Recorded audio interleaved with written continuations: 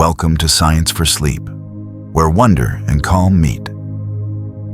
Each night we drift through galaxies, oceans, and mysteries of the natural world, not to startle, but to soothe. So, take a deep breath.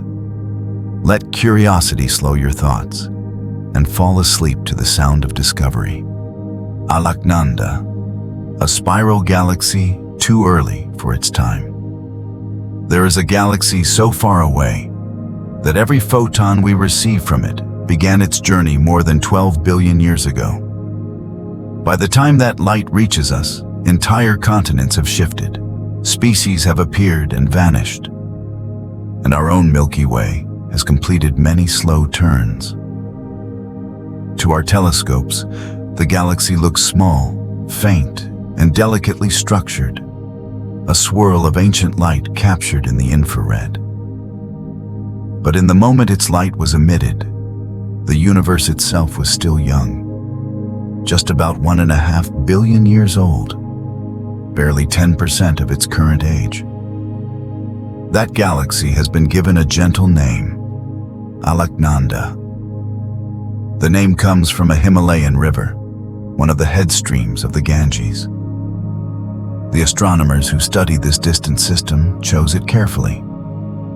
In India, Alaknanda and its sister rivers flow down from ice and rock to join and form a larger whole, a pattern people have compared poetically to the river of stars overhead.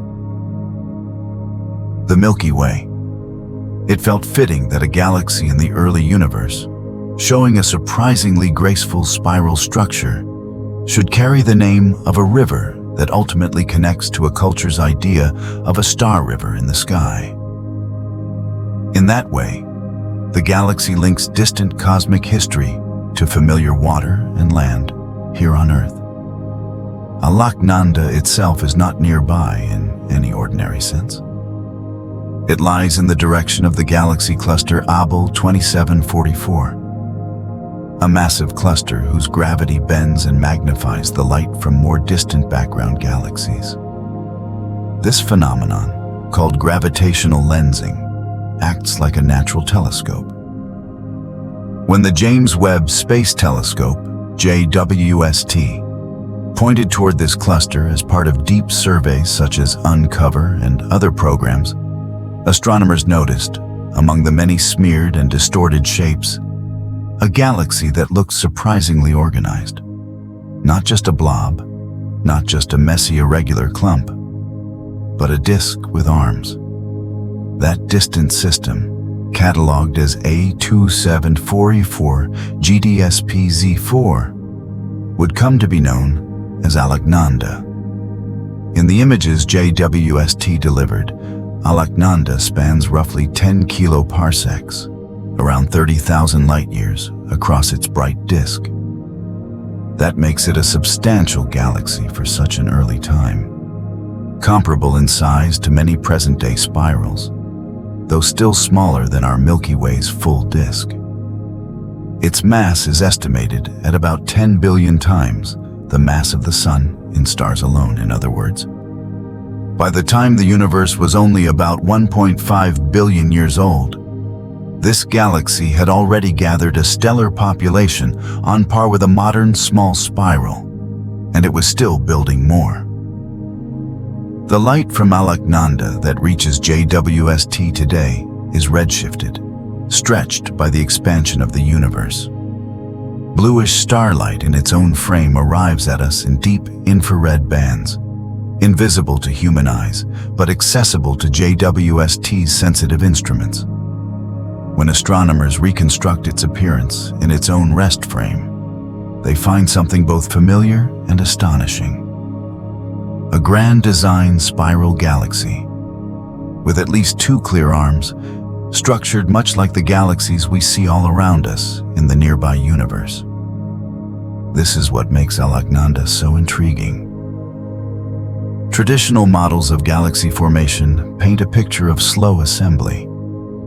In the standard hierarchical view, small protogalaxies merge over billions of years, gradually settling into ordered disks.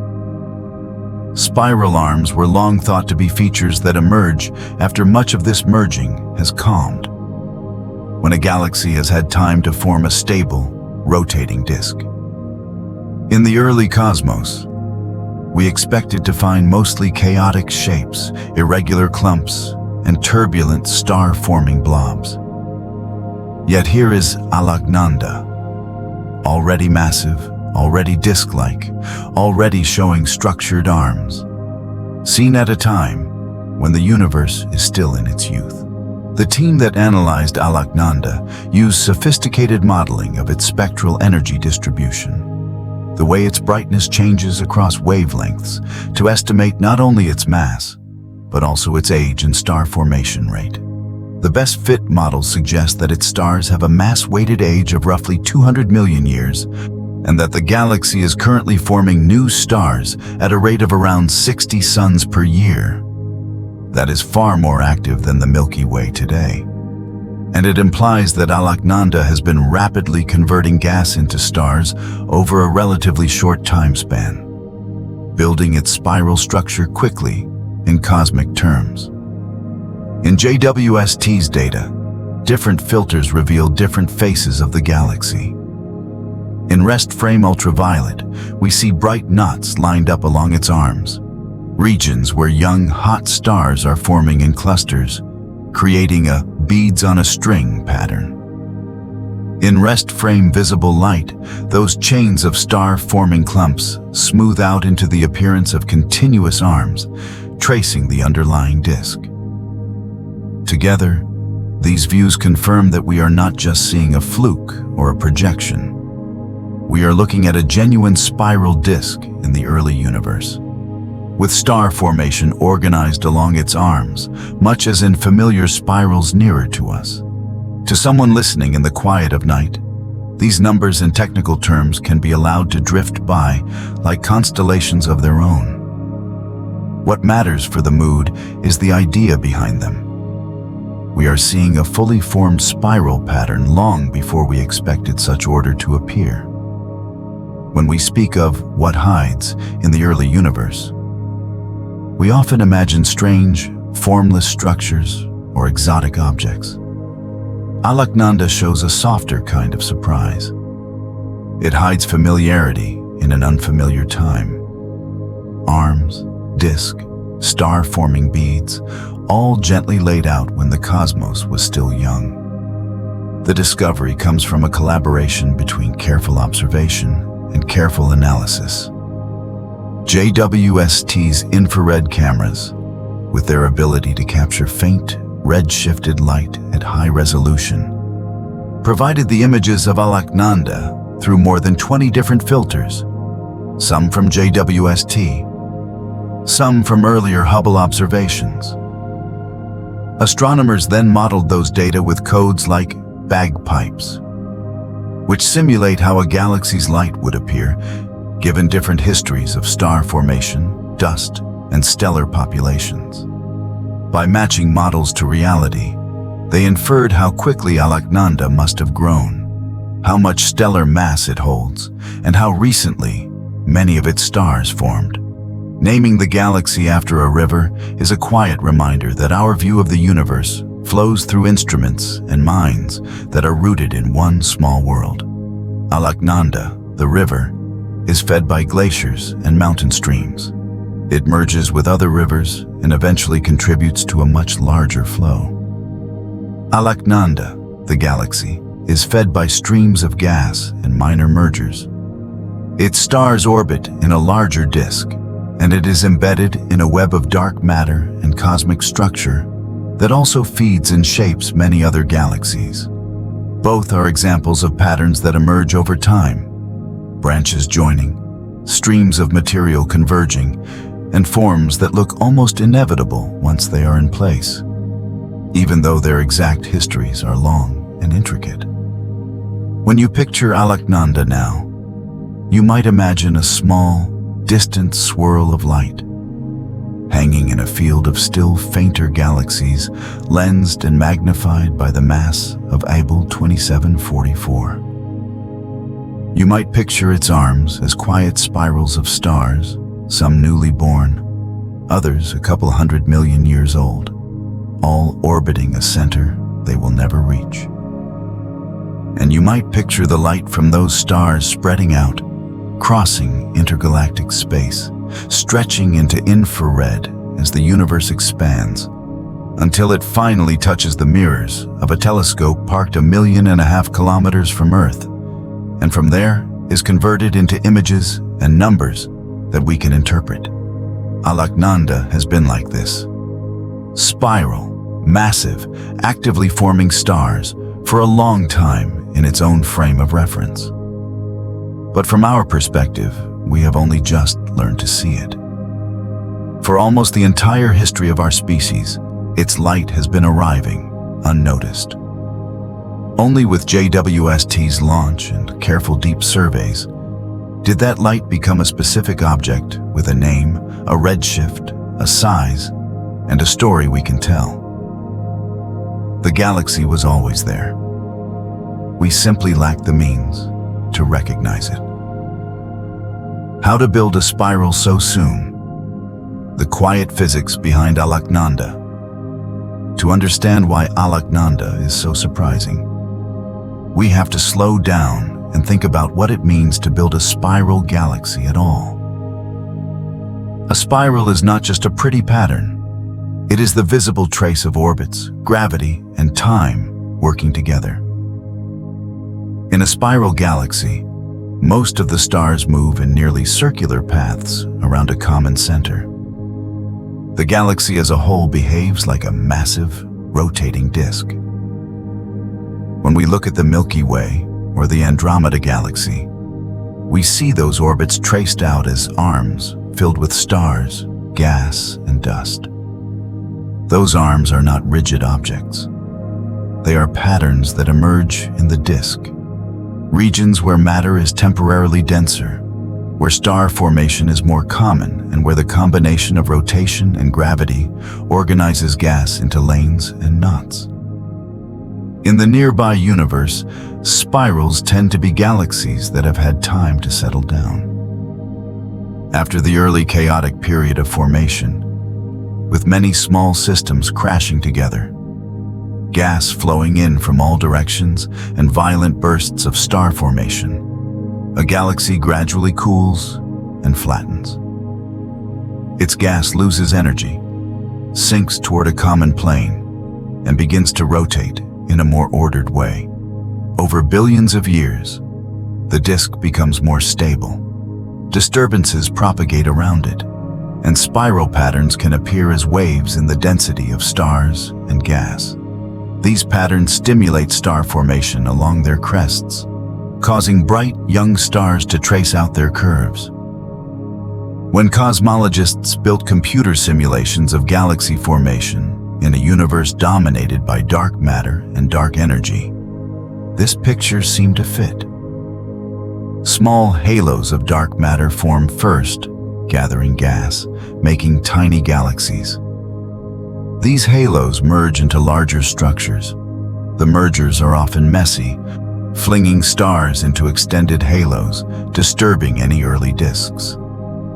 Only after the merger rate declines, billions of years into the history of the universe, do large, gracefully rotating disks, like the Milky Way, become common in those simulations.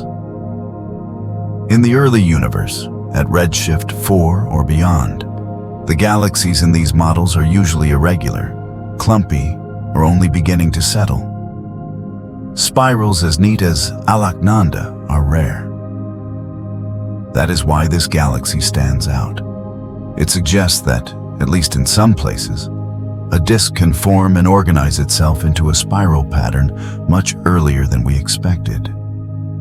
For that to happen, several things must be true at once. The galaxy must have gathered a significant amount of mass quickly, drawing in watts along cosmic filaments and perhaps undergoing a few small mergers that add material without completely disrupting its structure. The gas must have had time to cool and collapse into a rotating plane. The overall gravitational potential, the distribution of dark matter and baryons, must be smooth enough to allow ordered orbits instead of chaotic ones. and the rate of disruptive events, like major collisions, must have dropped low enough that the disk can survive. In Alaknanda's case, the evidence hints at a history of rapid but relatively gentle assembly. The modeling suggests that much of its star formation has occurred in the last few 100 million years, and that it is still actively forming stars at a high rate. The clumpy, beads on a string appearance along its arms indicates that gas is being funneled into dense regions where it can collapse into clusters. At the same time, the overall shape of the galaxy is regular. A clear center, a disk, and arms that wrap around without being torn apart. That balance, vigorous star formation within a coherent, rotating structure, is the signature of a disk that has found a kind of early equilibrium. Spiral arms themselves arise from subtle disturbances. One way to imagine them is as traffic waves on a circular highway. The cars are like stars and gas clouds moving around the galaxy. If there is a small slowdown or a slight overdensity in one region, more cars begin to bunch up there. The wave of higher density moves around the disk at a different speed than individual cars, and as each car passes through the wave, it slows a little, then speeds up again when it leaves. In galaxies, gravity plays the role of the slowdown. A slightly denser patch pulls more matter into itself, becoming denser still. As this pattern rotates, gas entering the arm is compressed, clouds collapse, and new stars form. The arm is not made of the same stars forever. It is a pattern that persists while individual stars and clouds move in and out. In a young galaxy like Alaknanda, this process may be sped up by the high gas fraction. When a large fraction of the galaxy's mass is still in gas rather than stars, the disk can be more responsive to gravitational instabilities. Slight perturbations can grow into well-defined arms. Gas that flows in along cosmic filaments can bring not only more mass, but also angular momentum, feeding the spin of the disk. If the inflow is coherent enough, it can help the galaxy settle into a rotating configuration earlier than average. The existence of such an early spiral does not mean that our entire picture of galaxy formation is wrong. But it does tell us that reality may be more varied than the simplest models suggest. It may be that some regions of the cosmic web, some halos with particular histories, can host disks that become organized much sooner than the typical case. Or it may mean that our simulations have not yet achieved the resolution or physics needed to produce such structures in the right numbers at the right times. Either way, Alaknanda becomes a quiet test case, a single detailed example against which theories can be compared. The gravitational lensing that helps us see Alaknanda adds its own layer of gentle complexity. The mass of the foreground cluster Abell 2744 bends space-time, causing light from more distant galaxies to follow curved paths. From our point of view, this can stretch, magnify, and sometimes duplicate background objects. To reconstruct what Alaknanda really looks like, astronomers must account for this lensing. They build models of the cluster's mass distribution, run light rays backward through those models, and infer the unlensed shape and brightness distribution of the galaxy. The result is a picture of a disk stretching over tens of thousands of light years, with arms in clumps laid out in a way that feels surprisingly ordinary. If you imagine the early universe as a rough sea in galaxy formation, as waves crashing and settling, then Alaknanda is like a calm inlet that appears sooner than expected. It has already found a smooth, circular basin where water can swirl in orderly patterns, even while the broader ocean is still churning. From our vantage point, billions of years later, that early calm looks delicate. We are used to thinking of the young cosmos as wild and incomplete. Finding a spiral there is a reminder that order and complexity can arise quickly when conditions are right. As you let this sink in, you don't have to hold every detail. It is enough to picture a young universe, still full of hot gas and small, merging structures. And then, against that backdrop, a disk quietly turning, arms forming, stars igniting along curved lanes. Alaknanda is a piece of early calm in a restless time. A spiral written into the universe's youth instead of waiting for its middle age. Alaknanda and the Milky Way, two rivers of stars in different times. To bring Alaknanda closer to your imagination, it helps to compare it to something we know more intimately. Our own galaxy, the Milky Way. We cannot step outside the Milky Way to see it as a whole. But decades of observation have given us a reasonably clear picture. It is a large spiral galaxy, perhaps 100,000 light-years across, with a central bulge of older stars, a thin disk of gas and young stars wrapped in several spiral arms, and a faint halo of ancient stars and globular clusters. Our sun sits about 27,000 light-years from the center, in one of those arms, orbiting at a quiet pace. Alaknanda, by contrast, is smaller and younger, but structurally it is not so different. Its disk spans about 30,000 light-years, roughly 1/3 the diameter of the Milky Way's main star-forming disk. Its stellar mass, around 10 billion suns, is also only a fraction of the Milky Way's estimated hundreds of billions of solar masses. Yet in shape, it already shows the same basic elements: a central region, a rotating disk, and spiral arms where star formation is concentrated. If you could see both galaxies side by side, scaled properly, Alaknanda might look like a younger, more compact cousin of ours. The main difference lies in time. The light we see from Alaknanda shows it as it was when the universe was about 1.5 billion years old. At that cosmic age, if we could see the Milky Way's ancestor, it would almost certainly not yet be the large, ordered spiral we inhabit today. Instead, it would be a collection of smaller protogalaxies and gas streams, gradually merging and coalescing, bright with irregular star formation and disturbed by frequent collisions. It would not be a single, settled disk.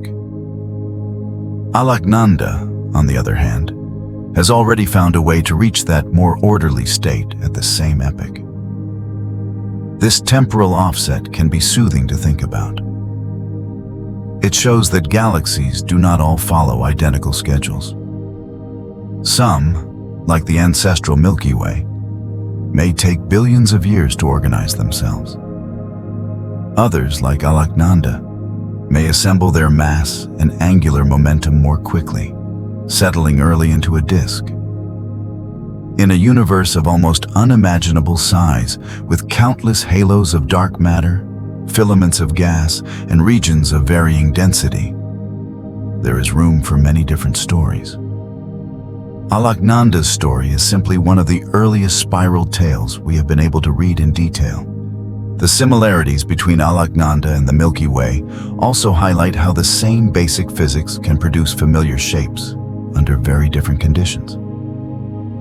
Gravity, gas dynamics, cooling, and feedback from stars all play their roles. In both galaxies, gas collapses into a rotating disk because it can radiate away energy while conserving angular momentum. In both, spiral patterns emerge as the disk responds to its own self-gravity. In both, stars form along those patterns, living out their lifetimes and returning enriched material to the interstellar medium when they die. The scale and timing differ. but the rules are the same. If you picture the Milky Way as a slow, wide river of stars flowing steadily through space, then Alaknanda is like a younger river upstream in cosmic time. It has already carved a recognizable channel, already developed bends and eddies, but it has not yet carried as much material, nor has it run as long. The name chosen by astronomers, referencing a river on Earth, becomes even more fitting in this light. Both rivers and galaxies follow paths shaped by initial conditions and ongoing flows. Both can form meanders and spirals. Both change slowly, yet constantly over long periods. Another way to connect the two is to imagine the journey of their light. Photons leaving young stars in Alaknanda begin their trip across the expanding universe when the gas clouds that will one day form our sun have not yet condensed. While those photons travel, the Milky Way's building blocks merge. Its disk settles, and our star systems form and evolve. By the time the light finally reaches JWST, the Milky Way is an established spiral, and one of the creatures living inside it has developed instruments sensitive enough to notice and name that distant cousin. This perspective can bring a quiet sense of continuity. Our galaxy is not alone in its structure. Even in the early universe, similar patterns were appearing. The cosmos was capable of producing disk galaxies with arms and star-forming regions far earlier than our own spiral took shape. We are one instance among many, part of a broader family of structures that includes both nearby, well-studied systems and remote, red-shifted ones like Alaknanda. For someone listening as they drift towards sleep, it might be enough to hold on to a simple picture. Two spirals, one here, one far away, in both space and time. The Milky Way, large and mature, wrapping its arms around hundreds of billions of stars. Alaknanda, smaller and younger, already turning gracefully in a universe that is still bright with the afterglow of its beginning. Between them stretches a gulf of distance and age. Yet the same underlying patterns emerge in both. That repetition is comforting. It suggests that the universe, despite its complexity, follows rhythms that recur, spirals that echo each other, and flows that rhyme across billions of years. In that sense, thinking about Alaknanda does not take you away from home. It loops you back, gently, to the idea that our own galaxy is one of many variations on a theme, and that somewhere, in the deep past, other spirals were already unfurling their arms while ours was still looking through time. How JWST turned faint red light into Alaknanda. Every time we talk about Alaknanda, we're really talking about light that left it long ago and has only just now been turned into images and measurements. That journey is worth slowing down for, because it's part of what makes this galaxy feel both distant and strangely intimate. When a star in Alaknanda shines, it pours out light across many wavelengths. The hottest, youngest stars emit strongly in the ultraviolet, while older, cooler stars glow more in visible and near-infrared light. In the galaxy's own frame of reference, these wavelengths would look not so different from the light of young clusters in our own Milky Way. But between Alaknanda and us, the universe is expanding. Over the billions of years that light spends traveling through space, the fabric of space stretches, and with it, the wavelengths of the photons. What began as ultraviolet light arrives at our instruments as deep infrared, too red to be seen by human eyes. Before the James Webb Space Telescope, this posed a limit. The Hubble Space Telescope can see some near-infrared light, and it did detect many distant galaxies. But the most red-shifted, most ancient systems have their important features shifted so far into the infrared that Hubble's detectors struggle. With JWST, astronomers finally have a set of eyes tuned precisely to this stretched light. Its instruments, particularly NIRCam, the near-infrared camera, are designed to capture faint signals in a range of infrared wavelengths, each one corresponding to a different slice of the distant galaxy's original emission. When JWST points toward a region like the Abell 2744 cluster, NIRCam collects images in multiple filters, each acting like a colored window passing only certain wavelengths. For Alaknanda, astronomers combined more than 20 filters from JWST and Hubble together, giving them a detailed spectrum by photometry, a record of how bright the galaxy is in each narrow band. In each filter, Alaknanda appears slightly different.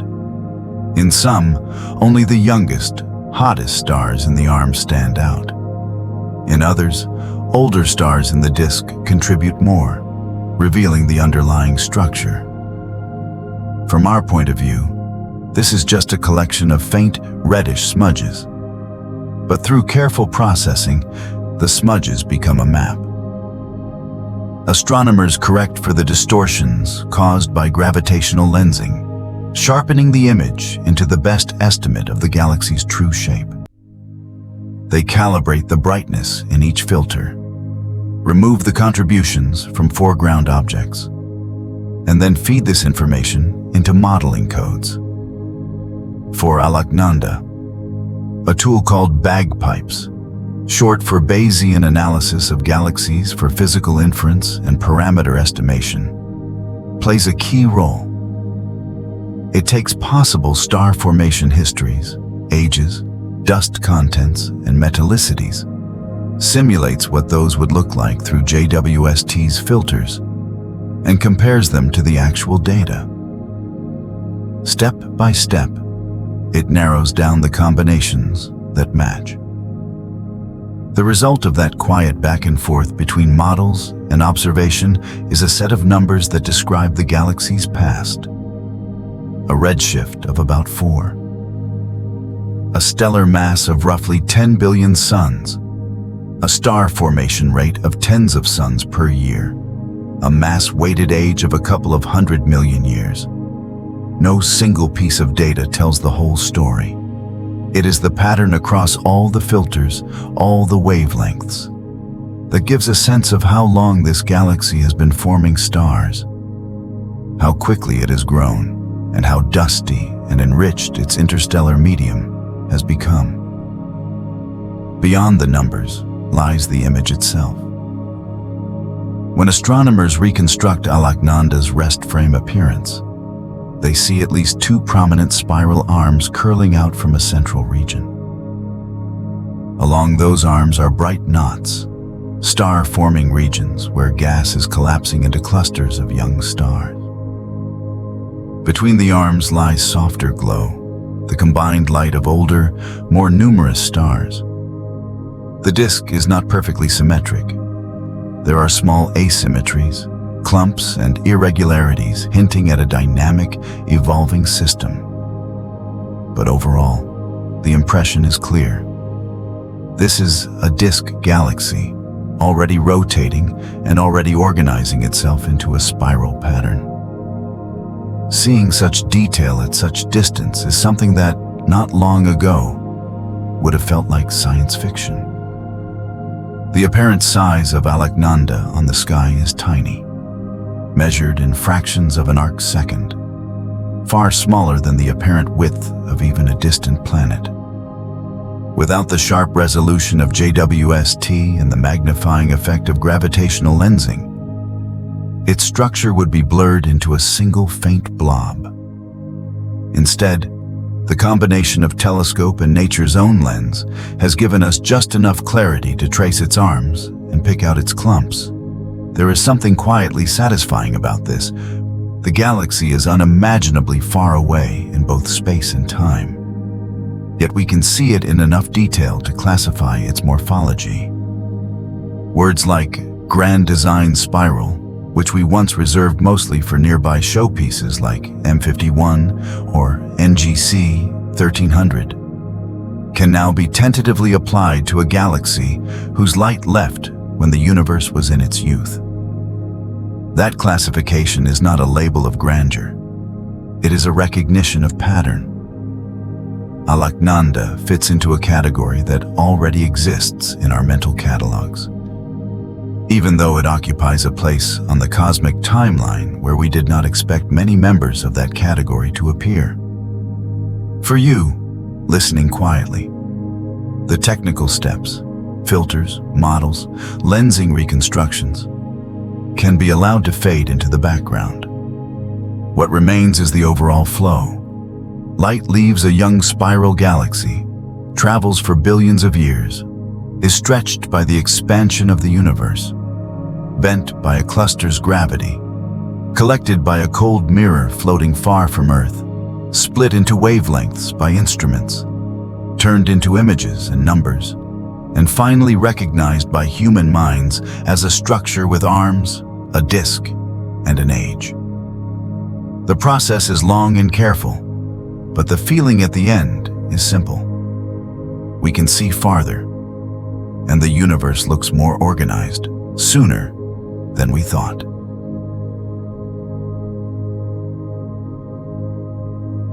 Why an early spiral matters. Rethinking the pace of cosmic growth. It can be tempting to think of Alaknanda as just another pretty picture, one more distant galaxy among many in JWST's deep fields. But for astronomers trying to understand how structure grows in the universe, this early spiral has a quiet weight. It arrives at a moment when several lines of evidence are already hinting that the universe may have formed complex galaxies faster than our first models predicted. In the years before JWST, simulations of galaxy formation were calibrated mostly against observations at lower redshifts, closer in time to us. They did a reasonable job reproducing the mix of galaxy types we see nearby: spirals, ellipticals, irregulars, dwarfs, and so on. When those same simulations were run backward in time into the early universe, they tended to produce many small, clumpy, vigorously star-forming systems, but relatively few well-ordered disks. That made sense. Early on, the universe was denser. Halos were assembling rapidly. Mergers were frequent. Order takes time, and spirals are one form of order. Then JWST began delivering its first deep images and spectra. Astronomers quickly noticed a higher than expected number of massive galaxies at high redshift. Some appeared to have formed large stellar populations earlier than anticipated. Others showed surprisingly evolved properties, with elements heavier than helium already present in substantial amounts. There were debates and refinements. Photometric redshifts can be uncertain, and selection effects matter. But the broad sense was that we were seeing the early universe as more grown up in some respects than our simplest models had captured. Alaknanda sits comfortably in that emerging picture. It is not the most massive galaxy at its epoch, nor the only one with a disk-like shape, but it is among the clearest examples of a grand design spiral pattern at a time when such patterns were supposed to be scarce. That makes it a useful data point. Any theory of galaxy formation that aims to describe reality must now allow for the existence of systems like this. Massive, rotating, with organized arms, by redshift 4. This does not mean we throw out the old picture entirely. Hierarchical assembly still holds, dark matter halos still merge, gas still flows along filaments. Small structures still come together to form larger ones. But it suggests that under some conditions, these processes can lead to ordered disks more quickly. Perhaps in certain halos, the merging is smoother, dominated by many small accretions rather than a few large, disruptive collisions. Perhaps feedback from star formation and black holes is more efficient at regulating gas inflow, allowing disks to form rather than being blown apart. Perhaps the cosmic web channels material into these systems in especially coherent ways, feeding rotation instead of chaos. From a calm, wide-angle perspective, this is another instance of a familiar pattern in science. Observations reaching into new regimes reveal variations that models must learn to accommodate. Alaknanda is not a contradiction, it is a refinement. It says gently, "Your picture is broadly right, but there are paths to early order you have not fully included." In response, simulations will be adjusted. New runs will include different assumptions about gas cooling, star formation thresholds, feedback efficiencies, and the angular momentum of infalling material. Researchers will ask, under what conditions do we get an Alaknanda at this time? And then test those conditions against other data. For non-specialists, this can sound abstract, but there is a more intuitive way to feel the significance. Imagine you thought that cities only grow skyscrapers after a certain age. After infrastructure is stable, after smaller buildings have filled in, after development slows. Then you discover a young city that already has a skyline full of tall towers, built in less time than you thought possible. That does not mean your understanding of construction is wrong. It means there are ways to concentrate effort and resources that you had not accounted for. The universe, in this analogy, is the developer, and galaxies are its buildings. Alaknanda is an early skyscraper. For a viewer drifting towards sleep, it may be enough to hold this thought softly. The universe is more efficient at making structure than we once assumed. Spirals can appear earlier. Massive galaxies can build up quickly. Patterns we associate with the present are sometimes already present in the deep past. That realization is not alarming. It is simply a reminder that reality often fills in its own details more creatively than our first drafts. There is also a human element to why Alaknanda matters. It showcases the power of our newest observatory. JWST was designed to reach the first galaxies, to study how light from the earliest stars has been stretched and dimmed. Finding an early spiral is a tangible sign that the telescope is doing exactly what it was meant to do, and more. It's not just detecting faint smudges at the edge of visibility. It's resolving structure within them. That structural information is what allows us to say, with some confidence, that we are looking at a disk, at arms, at a specific morphology. Without that, Alaknanda would be just another point on a plot, another redshift and mass among many. Finally, there is a quieter reason this galaxy is worth lingering on. It is proof that order does not have to wait. In a universe born hot, dense, and almost perfectly uniform, complexity grows as small fluctuations are amplified by gravity. We often picture that growth as a long, slow climb. Alaknanda shows that in some pockets, the climb can be quick. Within a relatively short time after the Big Bang, matter has already arranged itself into a form that looks, to our eyes, peaceful and familiar. A spiral of stars turning steadily in the dark. If the thought of this soothes you, that is natural. It suggests that even in the early, noisy universe, there were already islands of calm structure, galaxies whose internal dynamics had found a rhythm. When you imagine the cosmos at that time, you do not have to see only chaos and violence. You can also picture Alaknanda, a young spiral quietly spinning, its arms lined with newborn stars, its disk already settled enough to trace graceful curves, all while the universe around it continues to expand and change. Threaded in the cosmic web, where Alaknanda lives.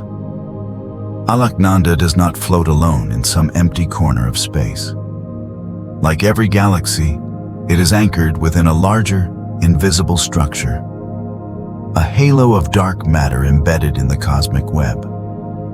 If you could step back far enough and look at the universe not in starlight, but in mass, you would see something like a vast three-dimensional network.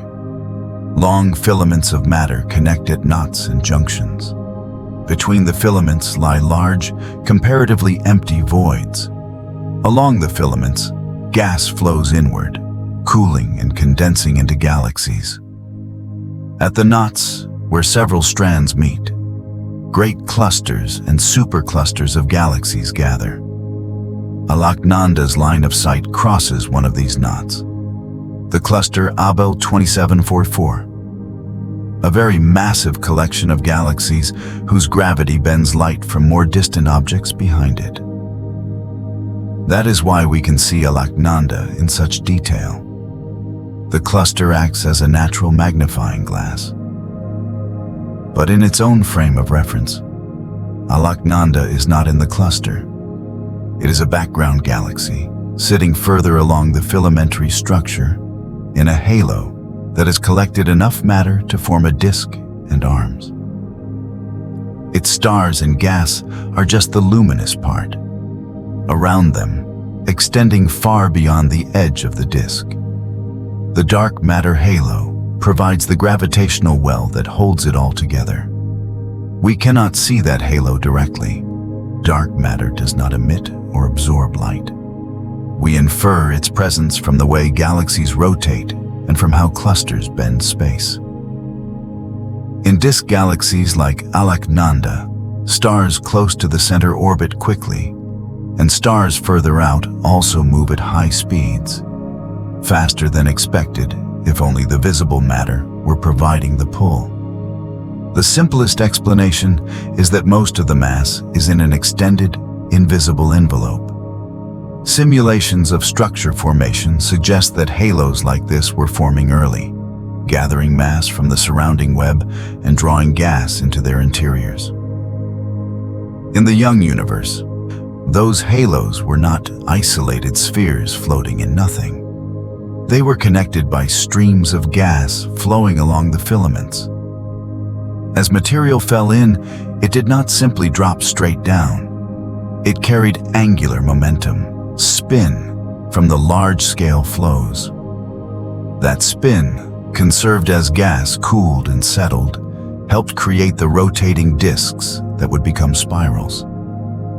In Alaknanda's case, the fact that its disk is already well formed and its arms already visible tells us that its halo must have been efficiently fed and that its inflowing gas found a relatively coherent direction of rotation. The cosmic web also shapes how often a galaxy is disturbed. Halos near major nodes, where many filaments intersect, may experience frequent mergers with other sizable halos. The resulting galaxies can become massive quickly, but their internal structure remains chaotic for a long time. Halos in quieter stretches of filaments might undergo a different history. Many small accretions, steady gas inflow, fewer shattering collisions. Alaknanda may be one of those quieter success stories, the product of a halo that grew quickly enough to build a large galaxy, but gently enough to allow that galaxy to cool into a disk without being constantly torn apart. Thinking about this in visual terms, you might picture the early universe as a web of pale threads, glowing faintly in the dark. At the intersections, big knots of light mark clusters like Abel 2744. Along the strands, smaller clumps, galaxies and groups, begin to form. Somewhere along one of those strands lies Alaknanda, a small swirl of organized light in a sea of more irregular shapes. Around it, the dark matter halo extends, unseen but crucial. Gas flows along the filament, spiraling into the halo and then flattening into the rotating disk. The galaxy's arms are the final, visible expression of those flows and that spin. This setting matters because it tells us that Alaknanda's existence is not an isolated oddity. It is part of the larger pattern of structure growth.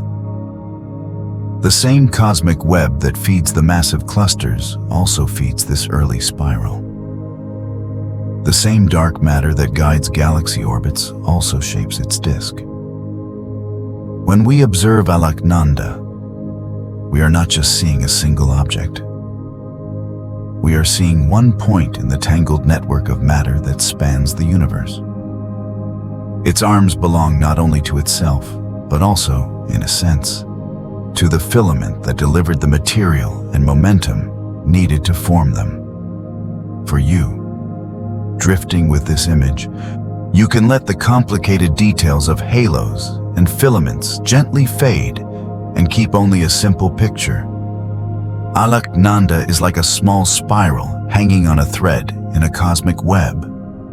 That thread carries gas toward it, the way a river carries water, and the galaxy spins quietly where the flows meet. It is remote in time and space, but entangled in a structure that connects everything.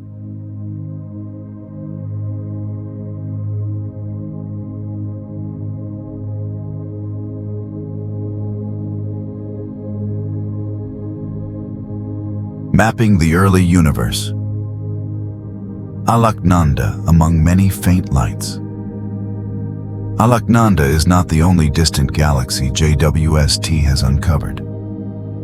It sits in a field crowded, at least on the detector, with other faint smudges, arcs, and points, each one a separate system with its own history. Some of those smudges are closer, some even more distant. Together, they form a sample, a small patch of the early universe drawn in exquisite detail. For cosmologists, fields like this are like cores drilled from a deep ice sheet. They reveal layers of time stacked along the line of sight. When JWST observes a region such as Abell 2744, it is not just looking for a single galaxy. It is surveying hundreds, sometimes thousands of them. For each one, astronomers can estimate a redshift, a mass, a rough star formation rate. When they group these measurements by redshift, they create a timeline. How many galaxies of a given type exist at a given epoch? How much stellar mass has been built? How quickly stars are forming across the population? Alaknanda occupies a slot on that timeline at Z4, with properties that place it among the more massive and more organized galaxies at that time. Seeing it in context, we realize that the early universe is not uniform in its maturity. In the same field, there are small, irregular galaxies that fit more comfortably within the older expectations. Clumpy forms, scattered light, no obvious disks. There are also compact, red systems that may be early quenched galaxies, having burned through their gas quickly and then shut down star formation.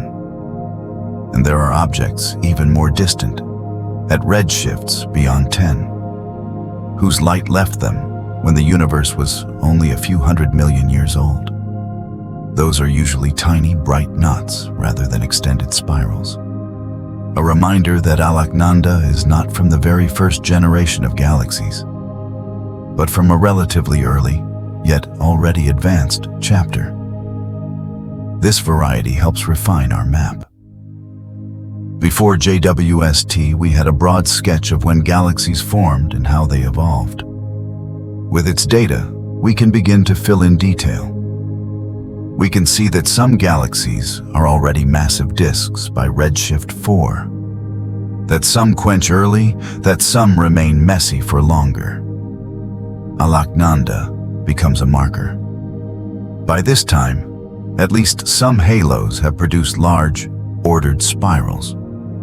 The presence of such markers constrains how quickly dark matter must have collapsed in those regions, how efficiently gas must have cooled, and how strongly feedback from stars or black holes must have shaped the gas. In a sense, each distant galaxy we resolve is a data point on a plot whose axes are time and complexity. At early times, most points cluster in the lower left, small mass, low structural order. As time goes on, points spread toward higher mass and more organization. Alaknanda is one of the points that lies further up and to the right than we expected at its redshift. It does not overturn the trend, but it stretches the allowed region, telling us that the envelope of possibilities includes earlier spirals than our models had shown. There is a quiet comfort in how this process unfolds. No single discovery, not even one as striking as an early spiral, throws everything into confusion. Instead, each new object nudges the map, reshapes our confidence contours, and invites new questions. The picture of the universe's youth becomes richer and more nuanced, but it remains coherent. Gravity still draws matter together. Gas still forms stars. Time still flows in one direction. We simply learn that the range of ways in which these things can happen is wider than we first drew. For people not working on the equations, this can be felt rather than calculated. Think of the early universe not as a blank, but as a gradual brightening. In the first hundreds of millions of years, small, bright knots appear. The earliest galaxies, more like sparks than structured flames. As time moves into the first billion years and beyond, some of those sparks grow, feeding on inflowing gas, merging, settling into shapes that are recognizable as disks. Alaknanda is one such flame, already shaped into a spiral pattern, while many others are still flickering irregularly. Around it, countless other lights form a backdrop, some ahead of it, some behind, some on similar paths, others diverging. When we say that we are mapping the early universe, we do not mean drawing a flat chart with neat boundaries. We mean building up an understanding of how these many lights, at many times, fit together into a story. Alaknanda's role in that story is gentle but important. It says that by 1.5 billion years after the Big Bang, the universe could already sustain mature-looking spirals.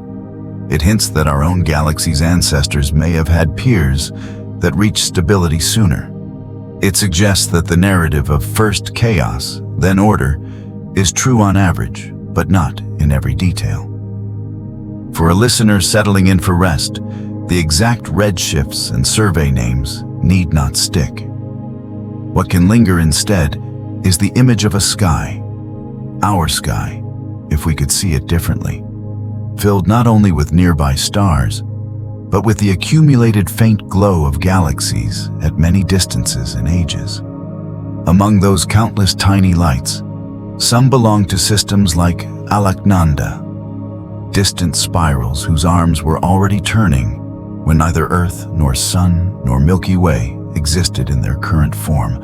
Knowing that such structures were present so early in cosmic history can make the universe feel less like a place that slowly crawled toward complexity and more like a place where complexity rose quickly in pockets, blooming in quiet spirals long before we arrived to notice them.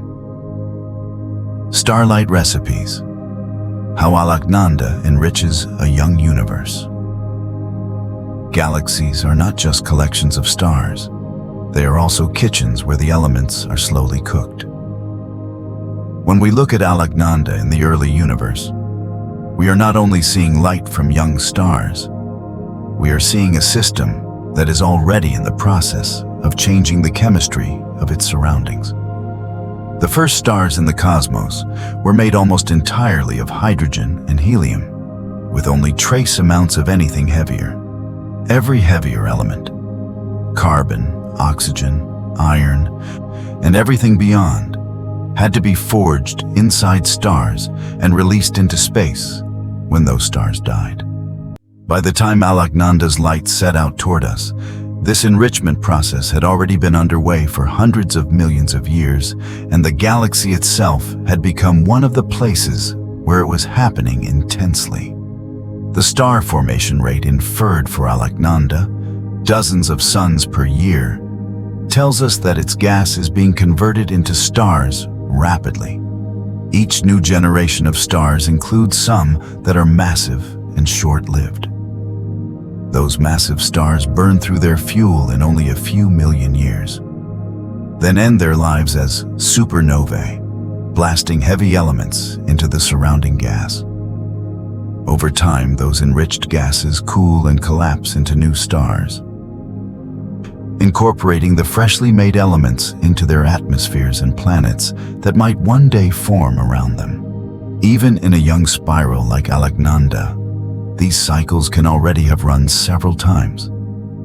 For some parts of the galaxy, many generations deep, for others, only just beginning. The presence of dust in Alaknanda, hinted at by how its light is reddened and absorbed in certain wavelengths, is another sign of chemical maturity.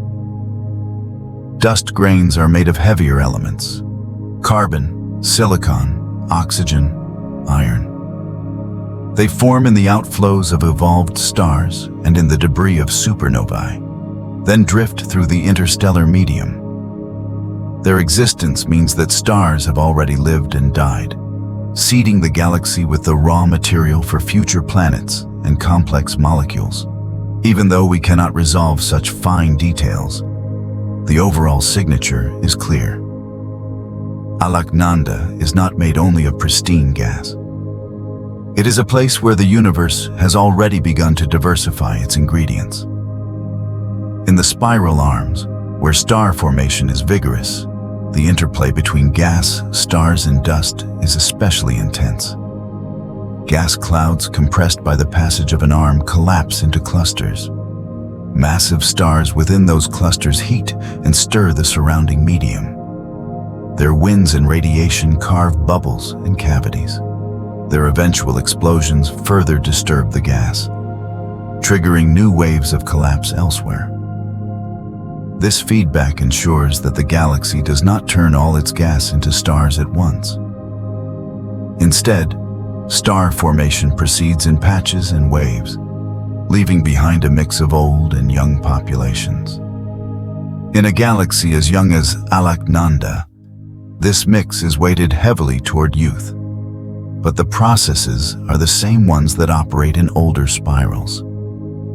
If you imagine flying through Alaknanda at that time, you might see bright knots along its arms, glowing blue-white with clusters of newly formed stars.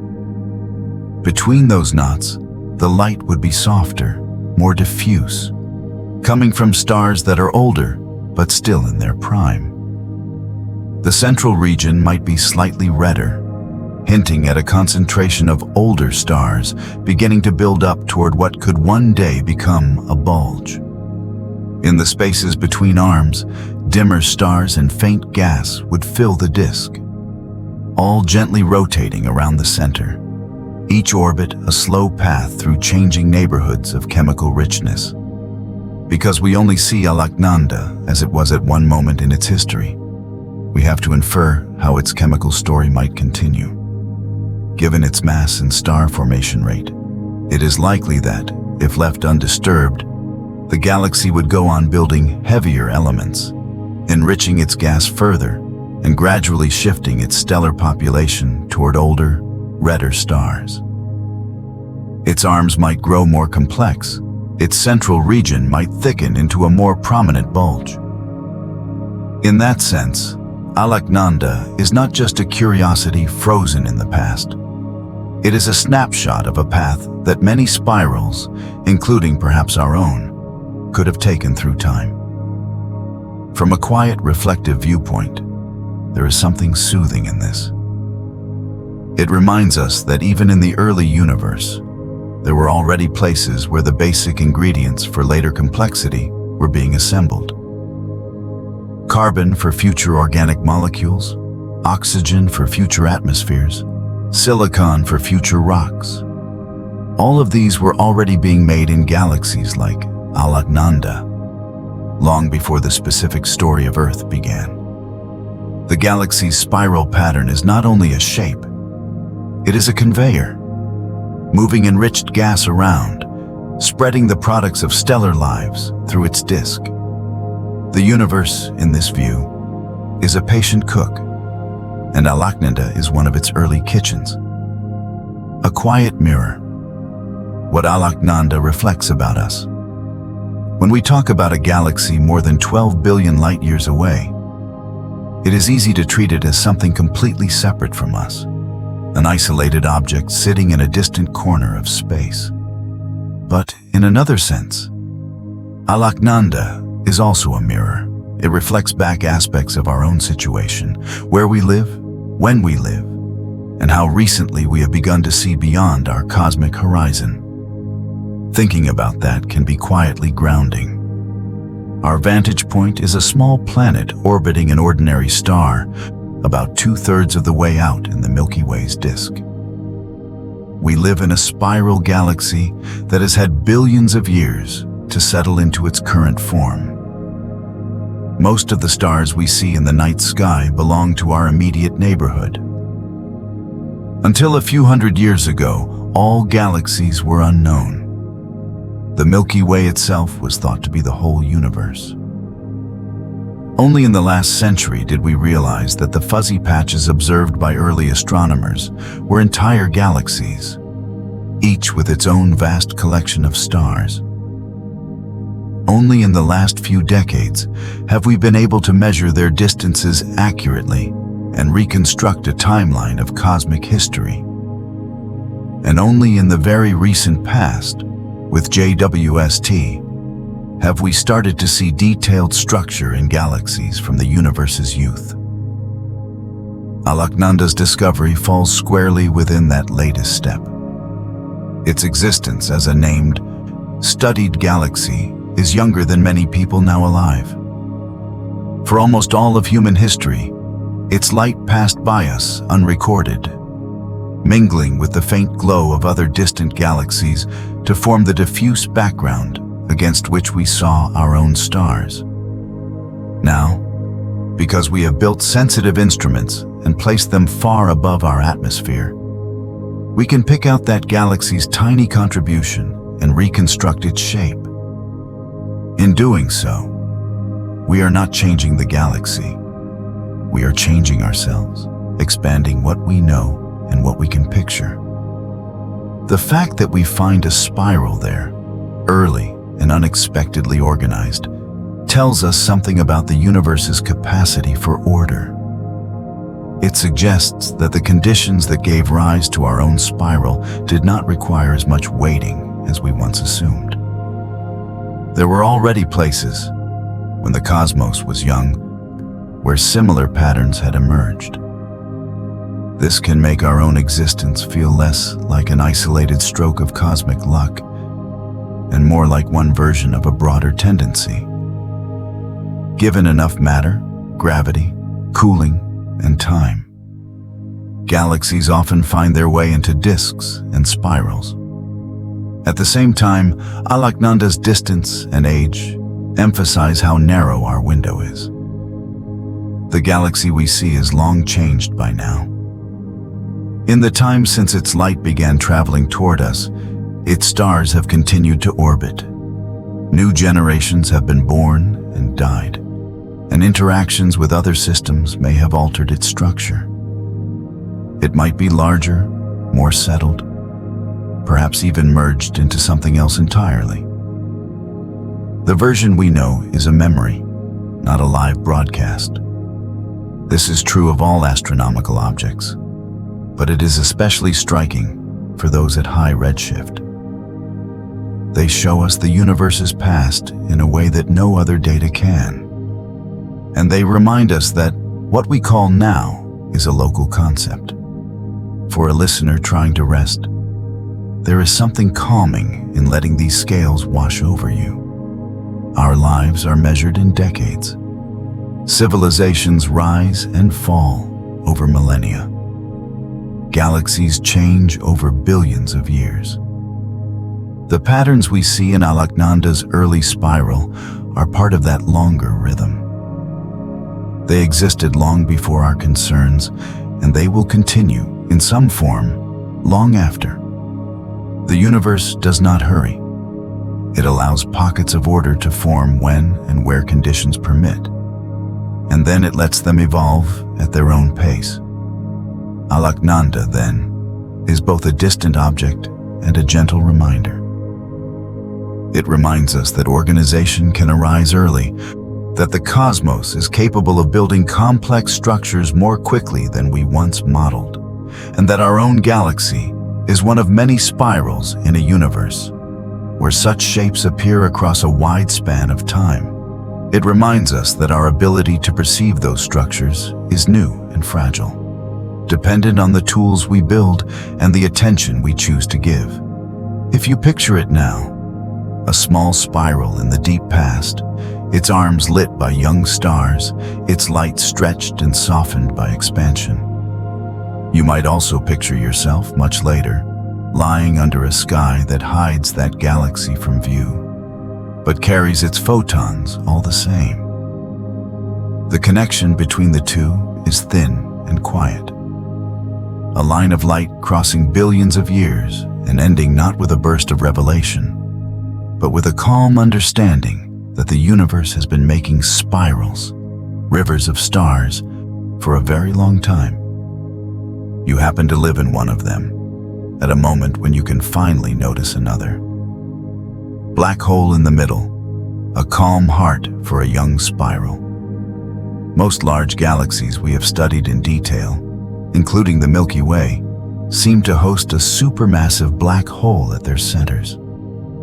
These objects, weighing millions or even billions of times the mass of the Sun, sit in the very heart of the stellar distribution. In some galaxies, they are active, surrounded by bright disks of infalling gas that radiate intensely. In others, like our own, they are comparatively quiet, their presence inferred mostly from the motions of nearby stars.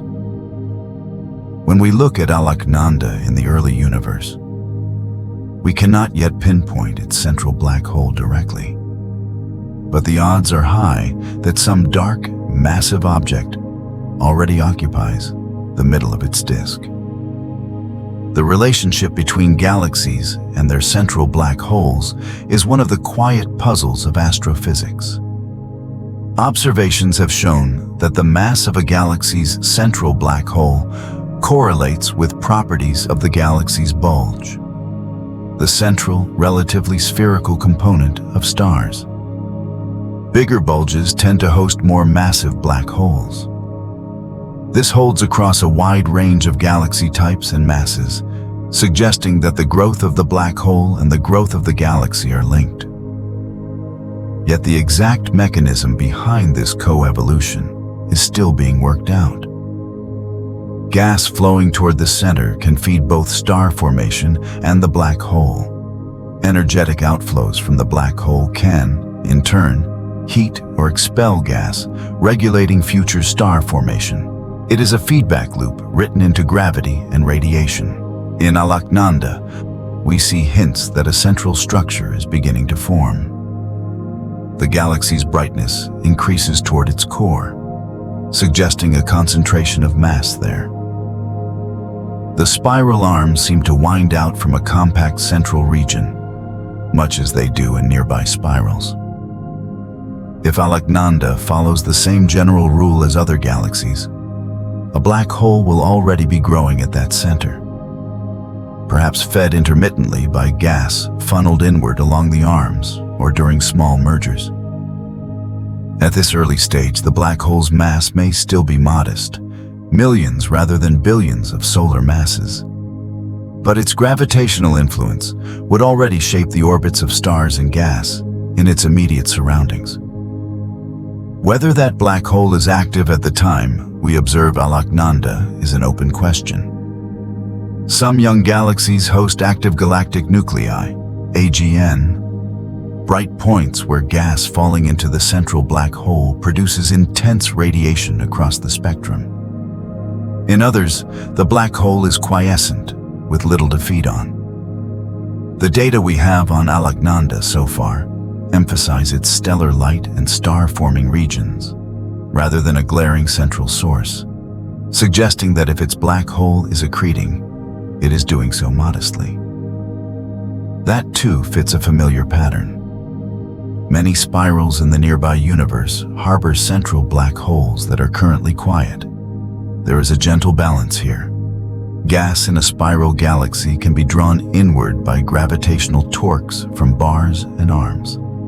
As it flows toward the center, it can ignite new episodes of star formation, adding mass to the bulge. Some fraction of that inflowing gas may end up in the black hole's accretion disk, growing the central dark object. If the accretion becomes too vigorous, the energy released, jets, winds, radiation, can push back, heating or blowing out gas, limiting further growth. Over cosmic time, this push and pull helps set the characteristic scale of both bulge and black hole. Imagining this in Alaknanda's context, we can see the galaxy not just as a flat disk with arms, but as a layered structure with a dense center. Young stars orbit in the inner regions, tracing tight paths around an unseen mass. Gas clouds occasionally lose angular momentum and spiral inward. Some form clusters near the center. Others may cross the final threshold and vanish beyond the black hole's event horizon, their mass added permanently to its tally. From the outside, none of this looks dramatic. The disk continues to rotate, the arms continue to curve, the star-forming knots still flicker on and off. At the core, however, a dark mass is quietly growing, keeping count of the galaxy's deepest gravitational history. For someone listening, this can be a calming thought rather than a frightening one. The black hole in Alaknanda is not a cosmic monster hunting its surroundings. It is a natural outcome of matter falling inward over long periods.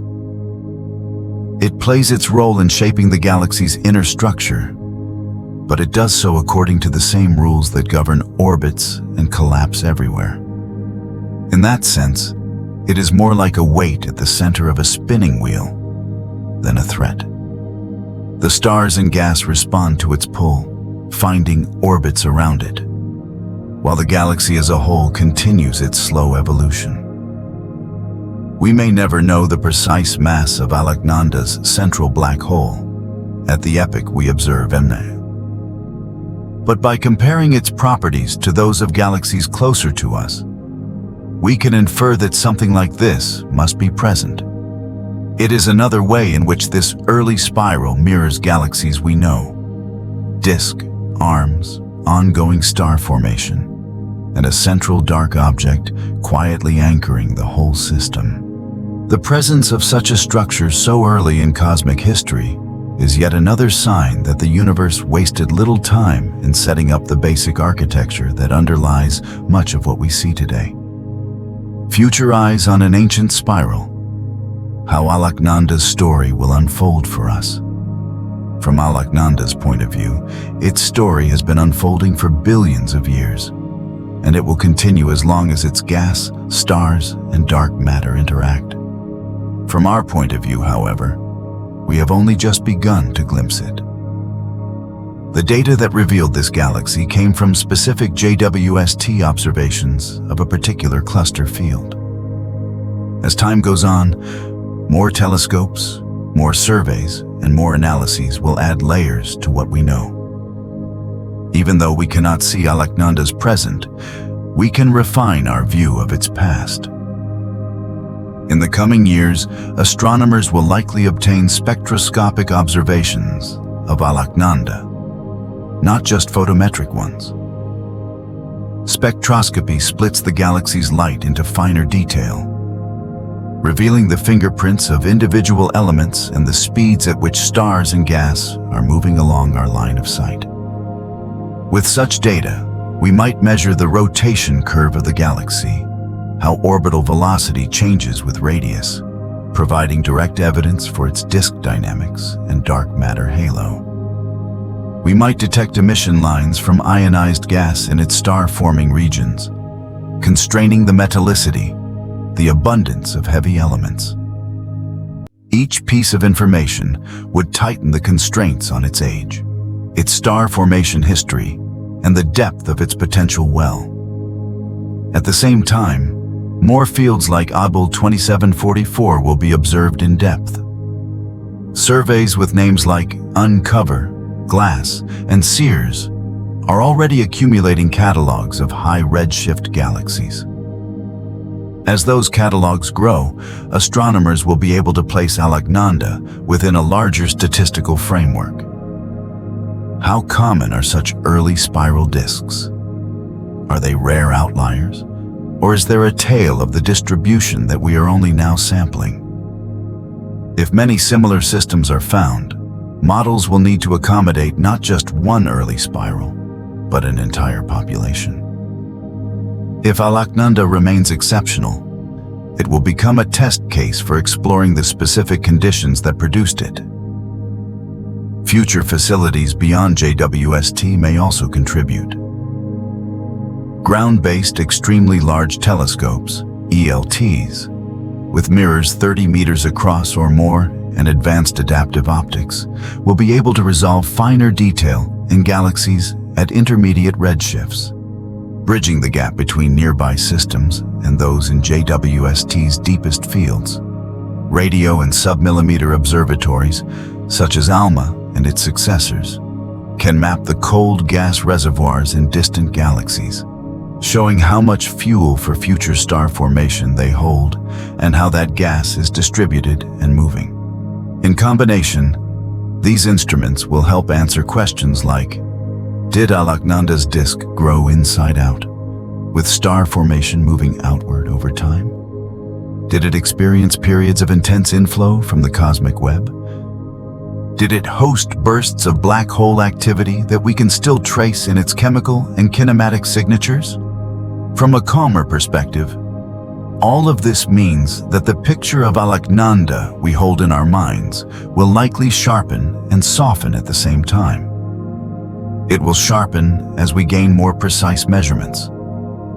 Numbers that are currently estimates with broad uncertainty ranges, its exact mass, its precise star formation rate, its detailed metallicity, will become better pinned down.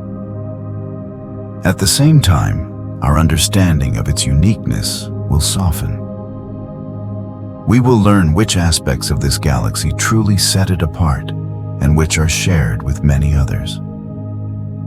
The early universe will come to feel less like a place of isolated curiosities and more like a landscape with familiar patterns and variations. For you, letting these possibilities wash through your thoughts, there is a quiet reassurance in knowing that our knowledge is not static. Alaknanda is a fixed object in the sense that its light has already traveled. Nothing we do now can change its past. But our descriptions of it are open to refinement. Science, in this mode, is not a race toward a single final answer, but an ongoing, gentle adjustment of our mental picture. Each new observation nudges the image slightly, bringing certain features into clearer focus and revealing others that we had overlooked. There is also a poetic symmetry in the way time flows. By the time future telescopes take more detailed spectra of Alaknanda, the light they collect will have left the galaxy slightly later than the photons JWST saw, revealing it at a somewhat more advanced stage in its evolution. That difference will be small compared to its overall age, millions of years out of billions. But it is real. Each new observation of a distant object samples a slightly different slice of its history.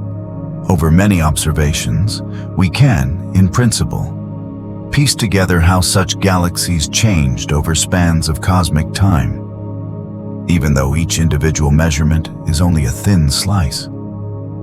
In the background of all this sits a simple fact. The universe is generous with structure.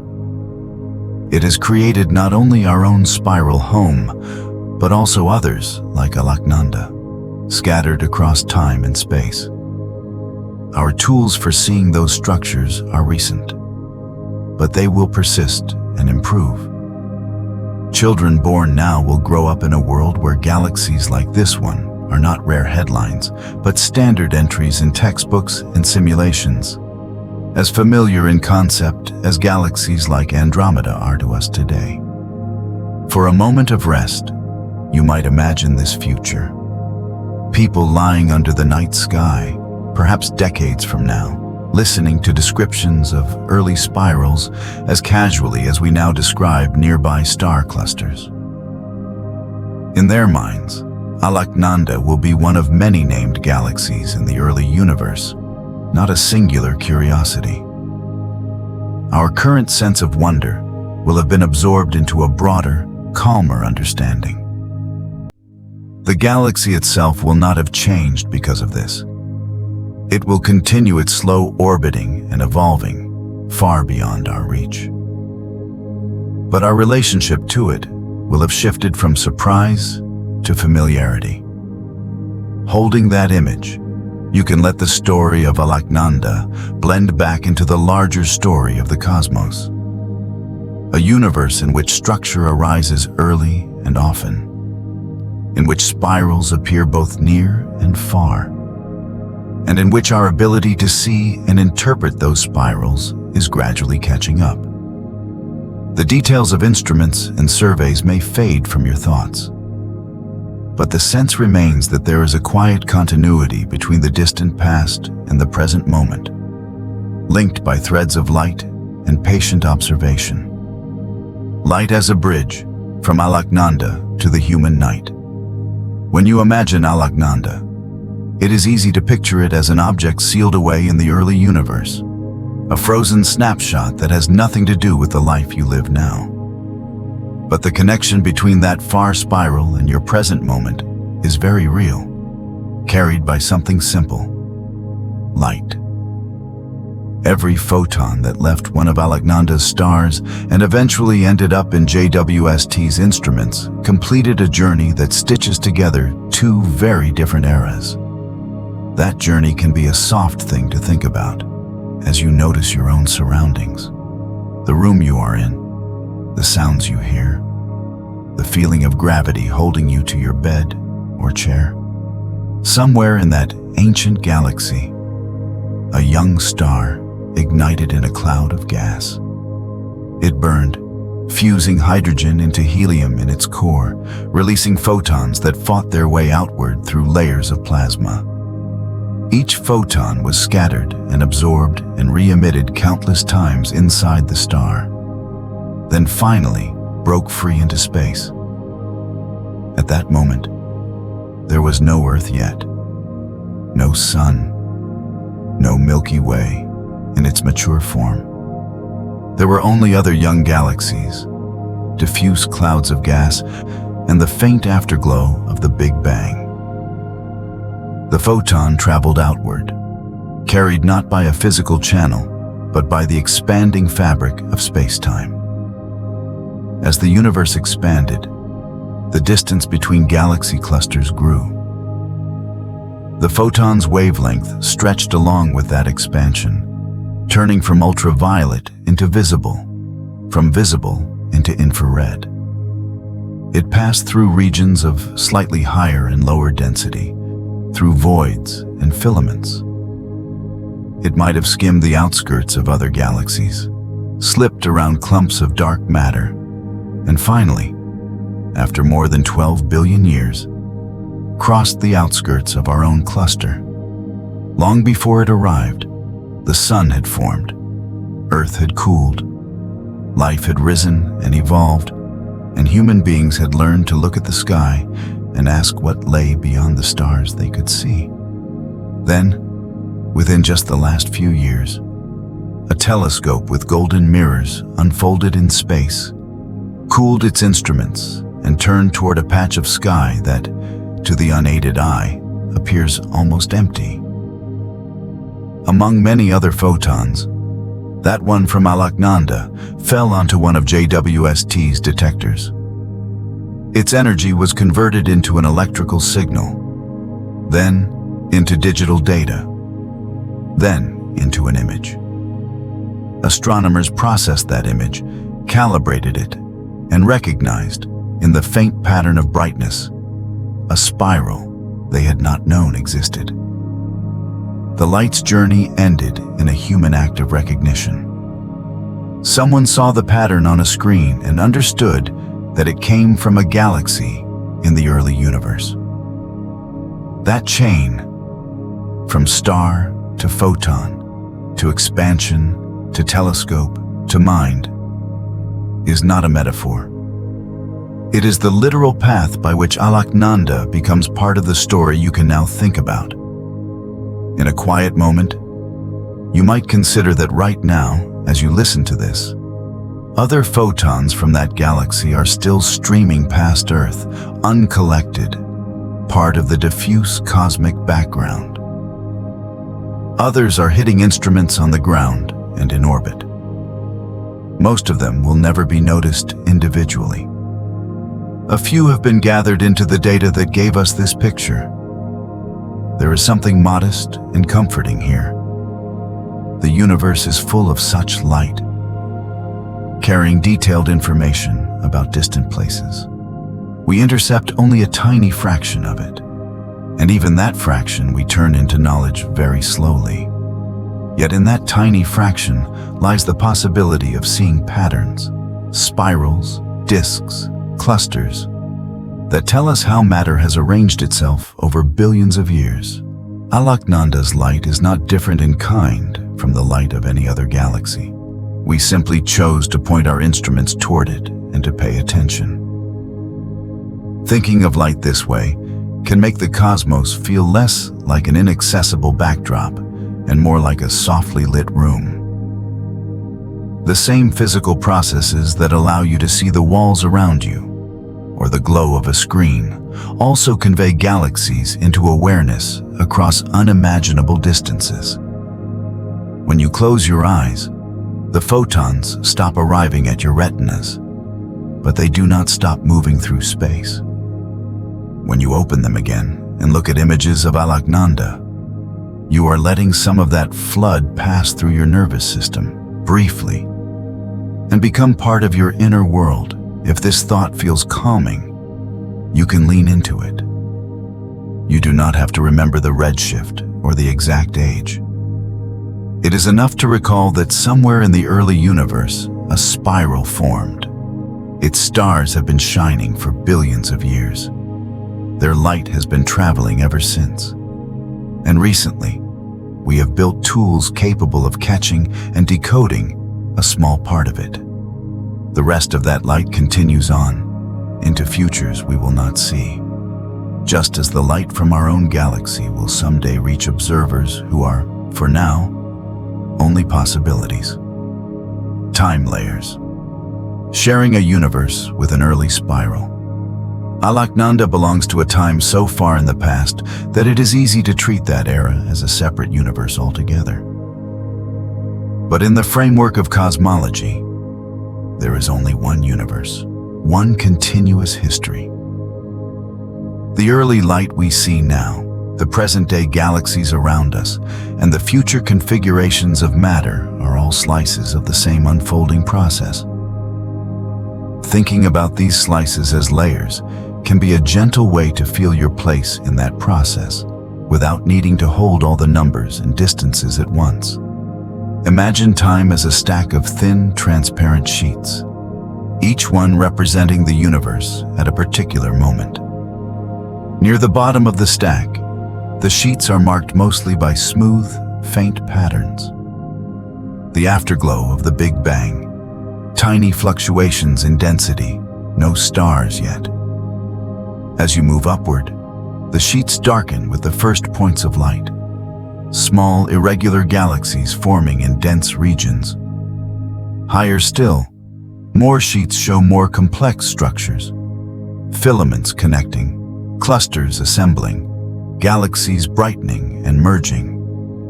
Alaknanda appears on one of the sheets somewhere in the lower third of the stack. At that level, the universe is already full of galaxies, but many are still young and chaotic. On Alaknanda's sheet, however, you would see a clear disk with arms, already spinning, already forming stars in an organized pattern. Above that sheet, more layers record its continued evolution, though we have not yet seen them. Perhaps on some of those layers, its spiral pattern remains, growing and thickening. Perhaps on later sheets, it is disturbed by an encounter, its arms warped and reshaped by a merger. Eventually, on the uppermost sheets, where time has flowed far beyond our present, the galaxy we call Alaknanda might be part of a different structure entirely. Our own position is on a sheet much higher in the stack. On this layer, the Milky Way is fully formed.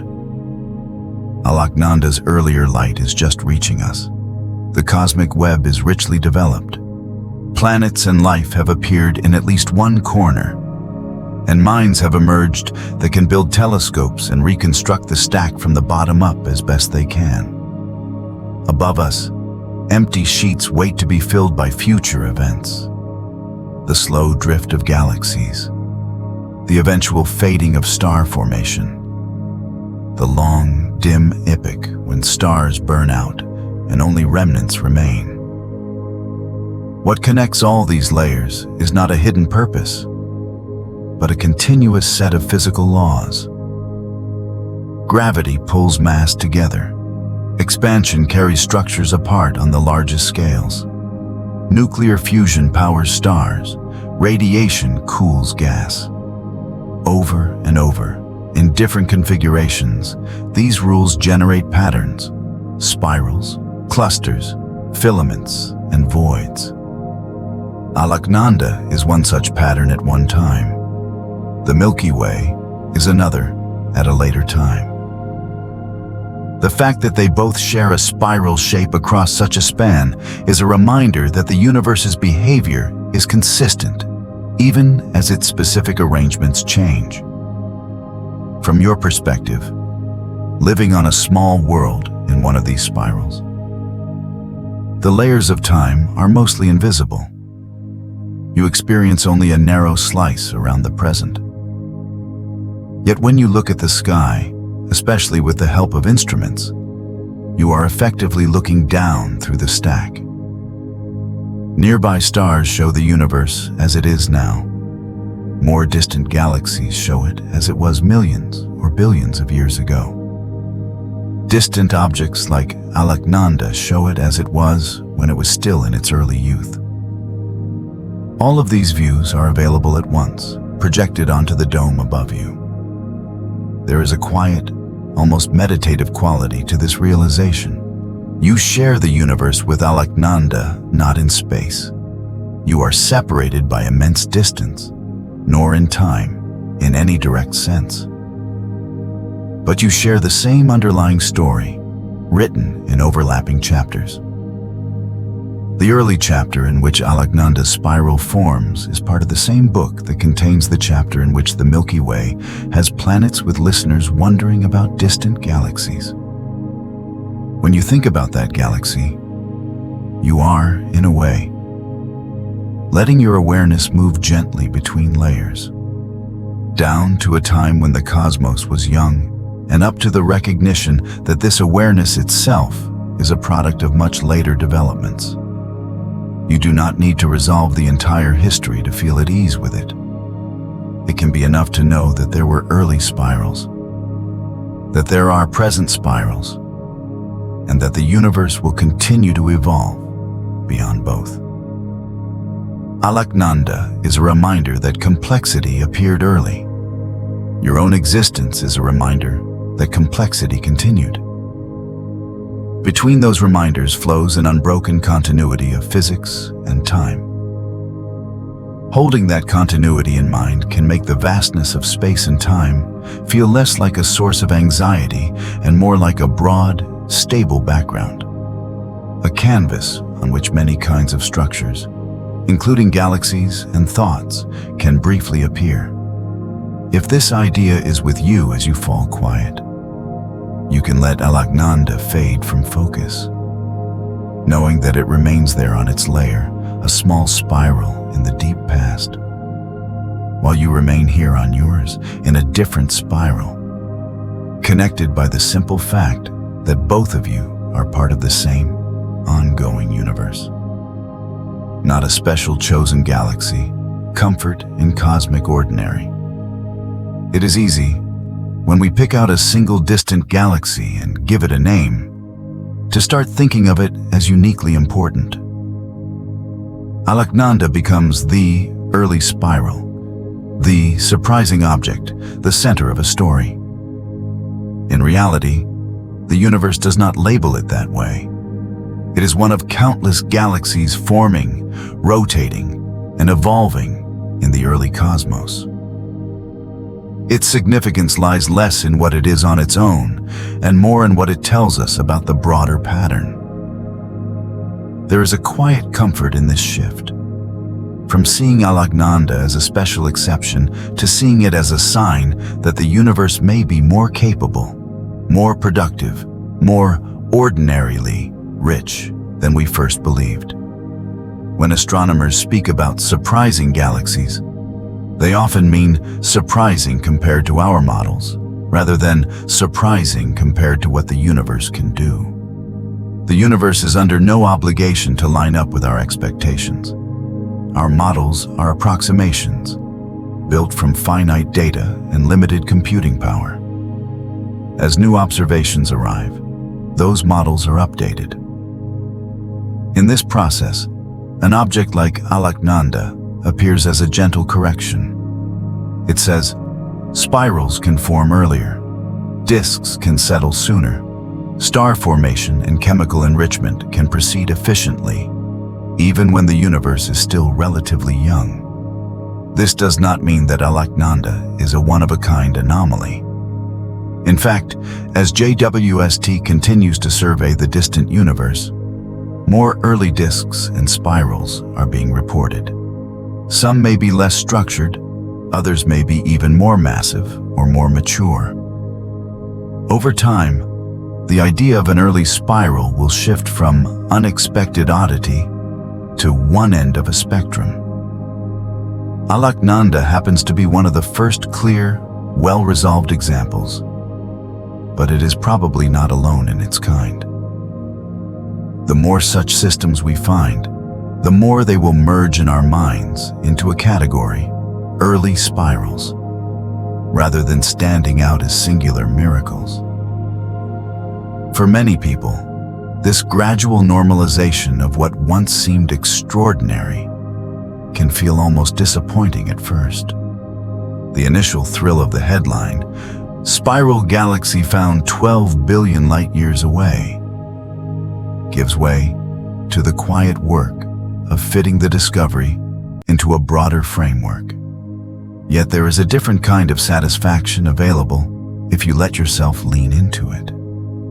Knowing that Alaknanda is not uniquely privileged, that it is simply one of many galaxies doing what galaxies do, makes the universe feel less like a theater putting on special shows for our benefit, and more like a continuous, ongoing process that we have temporarily learned to witness. The same perspective applies to us. The Milky Way is not a rare galaxy. It is a fairly typical large spiral. The Sun is not a rare star. It is a middle-of-the-road main sequence star. Earth, while special to us, is one planet among possibly countless in the habitable zones of other stars. Our existence arises not from a single fragile coincidence, but from a long chain of physical processes that the universe runs in many places. That does not diminish the value of our lives. If anything, it makes them easier to rest in. We are part of a broader pattern, not an isolated exception under a spotlight. Alaknanda can serve as a quiet symbol of this.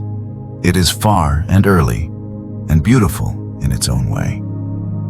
But it is not chosen. It formed from gas cooling in a dark matter halo, fed by filaments, shaped by gravity and feedback, just as many galaxies do. It happened to reach a spiral state earlier than our models anticipated, and we happened to notice.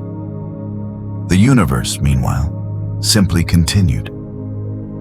For you, lying under a night sky that does not show Alaknanda to the naked eye, this realization can have a soft effect. It threads together the distant spiral and your immediate experience, not by claiming that you are central, but by showing that you share in a general pattern. The same laws that built that galaxy built this one. The same flows of gas that feed its star formation have analogs here. The fact that you can think about Alaknanda, that your brain can hold its story for a moment, is one more consequence of those laws operating over time. There is a certain relief in letting go of the need for singular meaning. Alaknanda does not hide a secret message. It does not exist for us. It is a result of the universe's tendency towards structure, a tendency that also gave rise to our own galaxy and eventually to us. When you think about it this way, the galaxy's story becomes less like a riddle that needs solving and more like a lullaby, a gentle repetition of processes that have played out again and again in many places, in slightly different ways. In that frame, you do not have to force a conclusion. You can simply note that there is an early spiral called Alaknanda, that it lives in the distant past, that its light has reached us, and that we have used it to refine our understanding of how galaxies form. Beyond that, it can rest in your mind as an example of how rich, varied, and quietly productive the universe is, even when our theories are still catching up.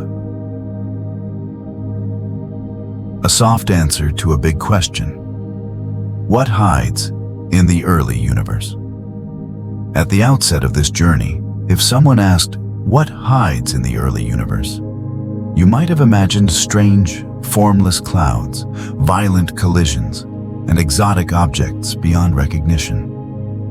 The phrase carries a sense of mystery and perhaps a hint of unease. After spending time with Alaknanda, the answer becomes softer and more familiar.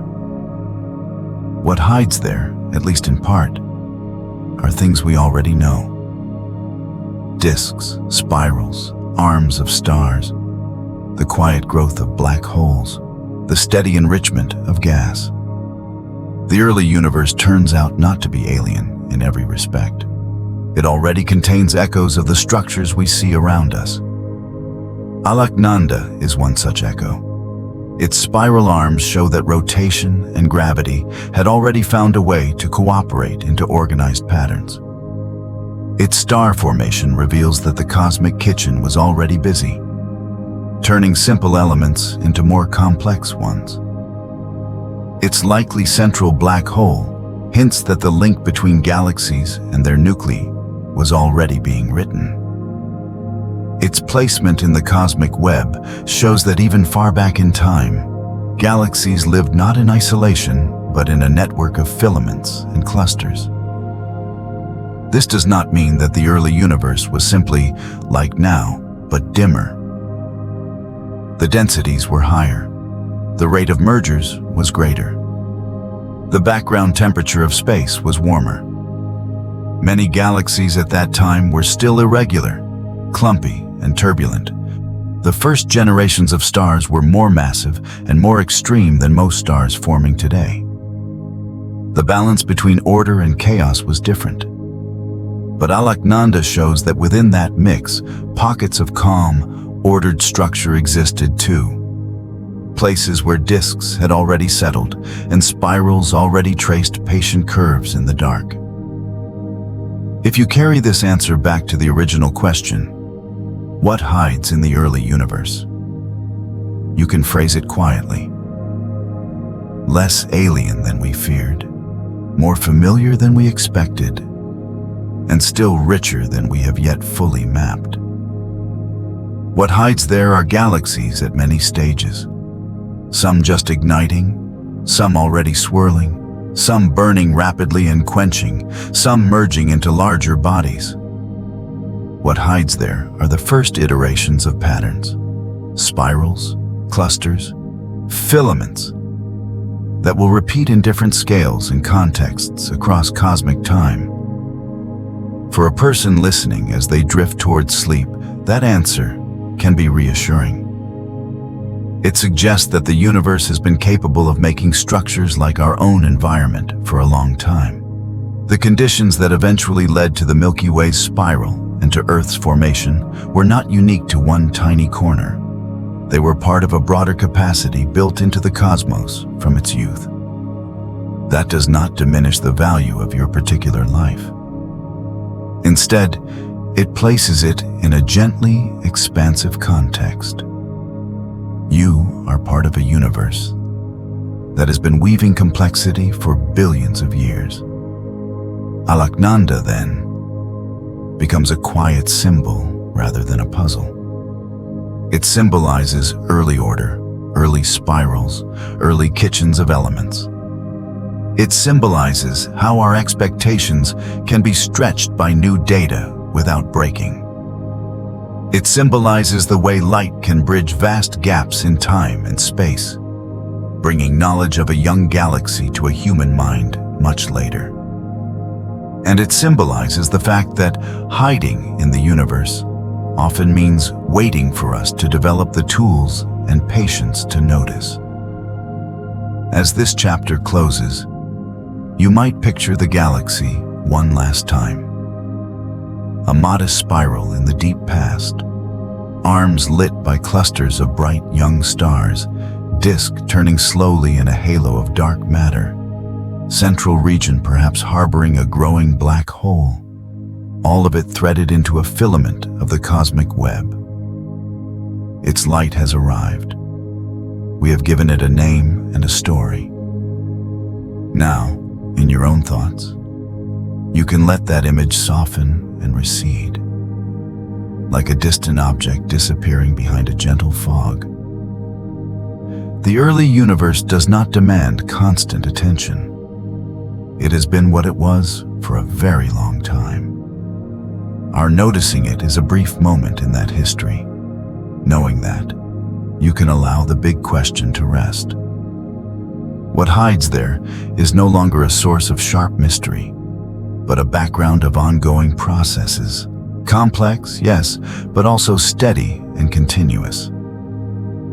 Against that background, your own breathing, your own thoughts slowing, are small but complete events. One more layer in a universe that contains both ancient spirals and quiet minds thinking about them, separated by billions of years, joined by the simple travel of light. 101 sleepy facts, woven into one quiet galaxy. If you think back over everything we have said about Alaknanda, it might feel like a drifting cloud of details. Redshift and star formation rates, spiral arms and dark matter halos, black holes and cosmic webs. For a sleepy mind, that cloud doesn't need to be sorted into sharp categories. It can simply float. But if you like, you can imagine that cloud resolving into a kind of soft list. 101 sleepy facts, not numbered or rushed, just woven together as one long, gentle picture of a young spiral galaxy very far away. One of those facts is that Alaknanda exists at all. A spiral already turning when the universe was only about 1.5 billion years old. A Another is that its light has been traveling for more than 12 billion years to reach us, stretched by expansion until it arrived as faint infrared glow. It lives in a halo of dark matter, part of a filament in the cosmic web, quietly drawing in gas and building stars at a rate far higher than our Milky Way does today. Its disk is only a few tens of thousands of light years across, smaller than the Milky Way's, but large enough to host curved arms dotted with bright knots of star formation. It has already moved beyond the very first generation of stars. Heavy elements and dust are present in its gas, proof that previous stars have lived and died there, forging carbon, oxygen, and other elements in their cores before releasing them in winds and supernovae. Those enriched materials now drift through its interstellar medium, ready to be incorporated into new stars, planets, and whatever structures might arise around them in the distant future. Alaknanda is not just a shape. It is a place where the universe has already begun to diversify its chemistry. Somewhere near its center, a black hole is almost certainly growing, quietly anchoring the motions of nearby stars. Its exact mass is unknown to us, but its presence is part of a pattern we see in many galaxies: stellar bulges and central black holes growing together over time. Gas flows inward along the arms, some of it forming new stars in the inner regions, some perhaps feeding the black hole's slow growth. If there are outflows from that process, winds or gentle jets, they will mingle with the broader feedback from stellar explosions, stirring and regulating the galaxy's gas. Alaknanda's arms themselves are a record of motion. Stars and clouds do not stay fixed in them forever. They move in and out, like cars passing through a slow-moving traffic wave. The arms are patterns in density, not rigid structures. Where gas is compressed, stars form. Where stars form, their light traces the curves. In ultraviolet, those arms look clumpy and beaded, as clusters of young stars blaze briefly. In redder light, they look smoother, filled in by older populations. The same physics that shapes grand design spirals near us, density waves, gravitational instabilities, the balance between self-gravity and rotation, is at work there too, just earlier. The galaxy's setting adds more quiet facts. It sits behind the massive cluster Abell 2744, whose gravity bends and magnifies its light. Without that gravitational lensing, and without JWST's sharp infrared vision, Alaknanda might have remained just another faint smudge, too small and dim for us to classify. Instead, we see enough detail to recognize its disk and arms,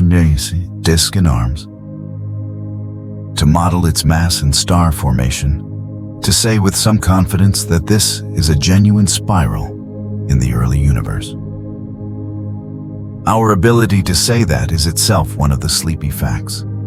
It depends on decades of technological progress, on mirrors polished to extreme precision, detectors cooled to low temperatures, and orbits calculated to keep the telescope steady in a dark, quiet place. Another fact is that Alaknanda is not alone. Around it in JWST's field, other galaxies glow, some closer, some farther, some more chaotic, some compact and red, some tiny points at even higher redshift. Together, they sketch a timeline of structure growth. Alaknanda happens to be one of the more organized entries at its time, a data point near the upper edge of the "how fast can galaxies settle into spirals" curve. As more such fields are observed, that curve will become better defined, and Alaknanda will sink into a larger context, one early spiral among many. There is also the simple fact that, by the time we detect its light, Alaknanda has already changed. The galaxy we see is a younger version of itself. Since then, in its own frame of reference, its stars have aged, new stars have formed. Perhaps interactions have altered its structure. The name we give, Alaknanda, is attached to a particular snapshot, a particular redshift, a particular stage. The real object, out there in the universe, has moved on. That mismatch between what is and what we see is not an error. It is the unavoidable consequence of the finite speed of light. It means that whenever we look far away, we are also looking back in time. And then there is the fact that this entire story, from the first photon leaving one of its stars to the last word of this script, takes place inside a single universe governed by consistent laws.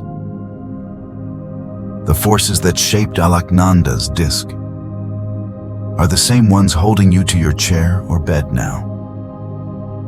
The quantum processes that allowed its stars to shine are the same ones that light your room. Gravity, electromagnetism, nuclear forces, expansion. All of them operate across scales, from the microscopic to the galactic. The difference is one of scale and time, not of fundamental rules. If you wanted to, you could try to count all these facts, to line them up from 1 to 101. But for a sleepy mind, it is enough to let them blend. Each piece is a small reassurance that the universe is capable of order early on, that light can carry information across vast gaps, that our tools can decode that information, that our theories can adapt to new data without losing coherence, and that our own spiral home is one instance of a pattern that appears in many places and times. In that blended view, 101 Sleepy Facts is less about precise enumeration and more about a style of attention. It is a way of saying, here are many small truths, softly spoken, about a distant galaxy and the universe that made it. None of them demands urgency. None of them asks you to hold on tightly. They are there if you want them, and they remain gentle if you don't. You can let the story of Alaknanda drift at the edge of your awareness, like a distant spiral at the edge of a field of view, while you turn your attention back to nearer things. Your breathing, the weight of blankets, the quiet of your own surroundings. The galaxy will go on rotating whether you think about it or not. Its stars will keep burning, its arms will keep curving, its halo will keep holding it together. The photons it sends out will continue to cross space, some intercepted by telescopes, most passing by unnoticed. Knowing that can make it easier to let the story rest. You have visited a young spiral in imagination, seen how early order can arise, and now you can step back, leaving Alaknanda in its distant time and place, while you remain in yours, sharing the same universe but no longer needing to follow every detail. River of stars, river of water. Why the name Alaknanda feels so gentle. Names are small things compared to galaxies, but they are how we make distant objects feel close enough to think about. Before astronomers named this early spiral Alaknanda, it was just a string of survey coordinates and catalog numbers. A2744, GDSPZ4, a label that says where in a dataset it lives and how far away it seems to be. That kind of name works well for computers and tables, but it doesn't rest easily in a human mind. A river's name does. On Earth, the Alaknanda River runs through the Himalayas. It begins in high, cold places, fed by glaciers and snowfields. It flows through gorges and valleys, gathering tributaries, sometimes calm and sometimes fierce, until it meets the Bhagirathi. From that confluence onward, the combined flow is called the Ganges. For many people, the Alaknanda is not just water.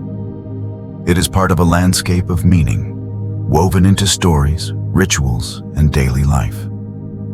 Standing on its banks, you are aware of both its local detail, the sound of water on rock, the chill of its spray, and its larger role as a contributor to a much greater river system. The spiral galaxy called Alaknanda is, in its own way, also a feeder stream. It is part of the early flow of structure in the universe, one of the many channels through which matter moves from a nearly uniform initial state into the richly varied forms we see today. Gas falls along filaments, collects in a dark matter halo, and begins to rotate. Stars light up along arms, like bright patches of foam in a current. The whole disk turns slowly, orbit after orbit, while the larger cosmic web continues to shift around it. Much later, some of the material that once washed through that region may be bound into different structures, just as water that passed a river bend long ago may now be part of a distant delta. Naming the galaxy after a river is then not just a poetic flourish. It is a quiet reminder that flows and patterns exist on many scales. The Alaknanda River's bends and curves, seen from above, are not so different in shape from a galaxy's first rough impressions. A main channel, smaller branches joining, loops and meanders. The spiral arms of the galaxy are not literally streams of water, but they are paths along which material moves, where density is higher, where change is concentrated. In both cases, the underlying cause is a gentle imbalance. Gravity here, topography there, guiding the way material can move. From the perspective of someone listening late at night, this connection can be soothing. You know what a river feels like. You can imagine standing near one, hearing the water, watching leaves or small boats drift past.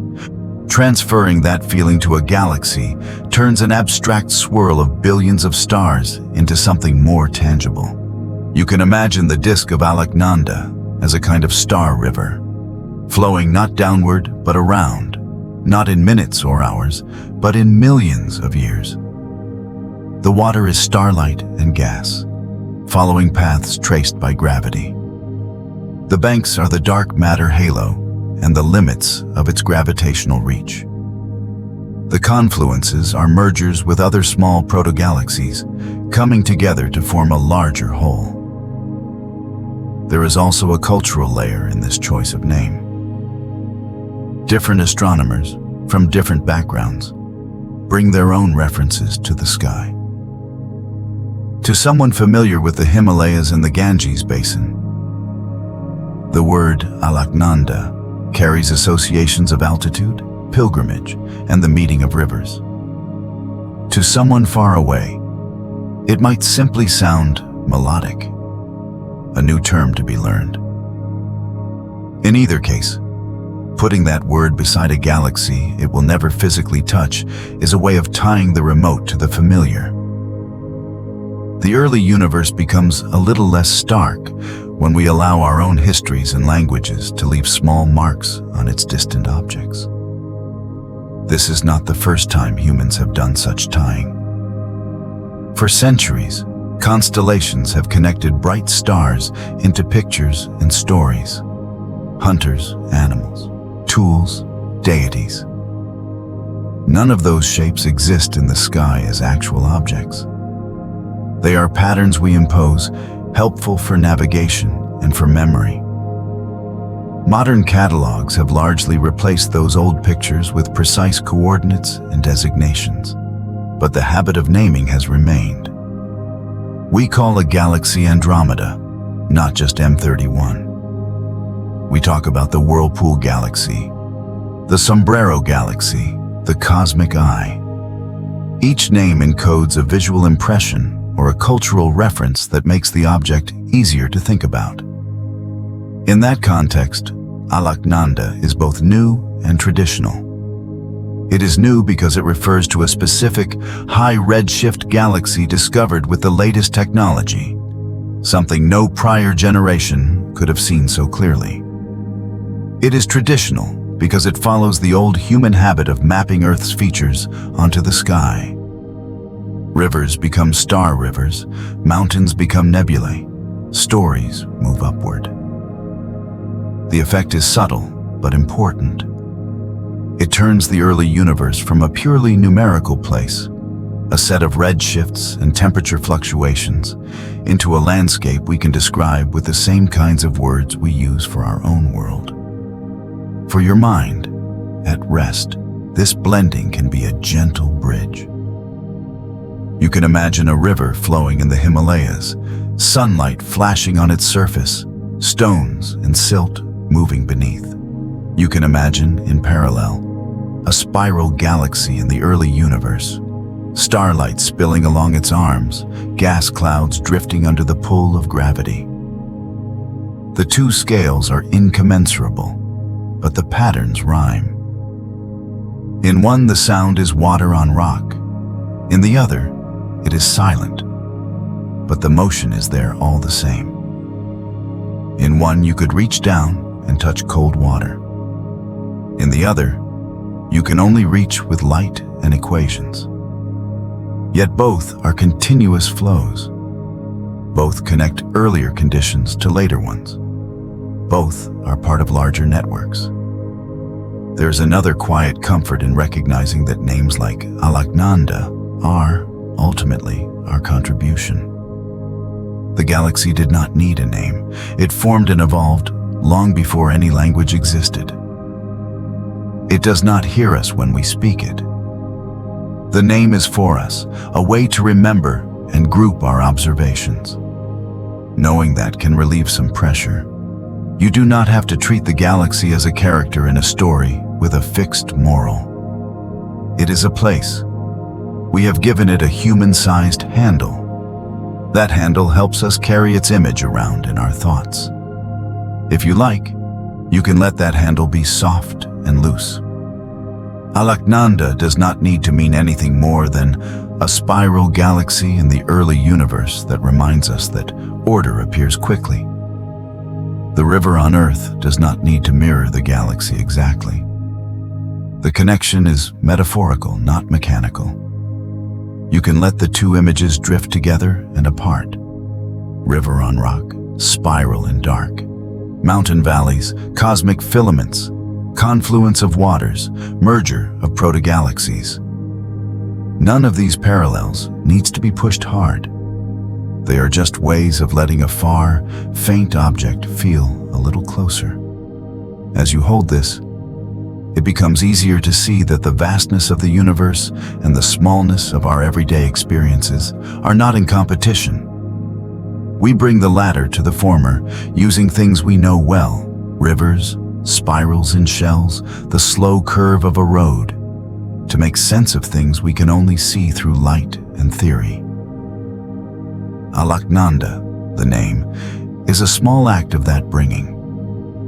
It ties a galaxy's ancient light to a river's modern flow, and it invites you to think about both at once, calmly, without needing to resolve them into a single, rigid image. In that sense, this chunk could be one of your sleepy facts. That part of what hides in the early universe is not only galaxies and dark matter, but also the possibility of naming, of drawing gentle lines between there and here. The galaxy itself is indifferent to what we call it. The river will go on flowing under its own weather and gravity.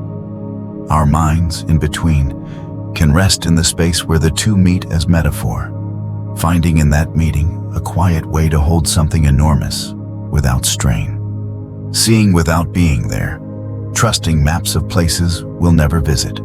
One of the quiet, strange things about Alaknanda is that we will never go there. Not in any realistic future.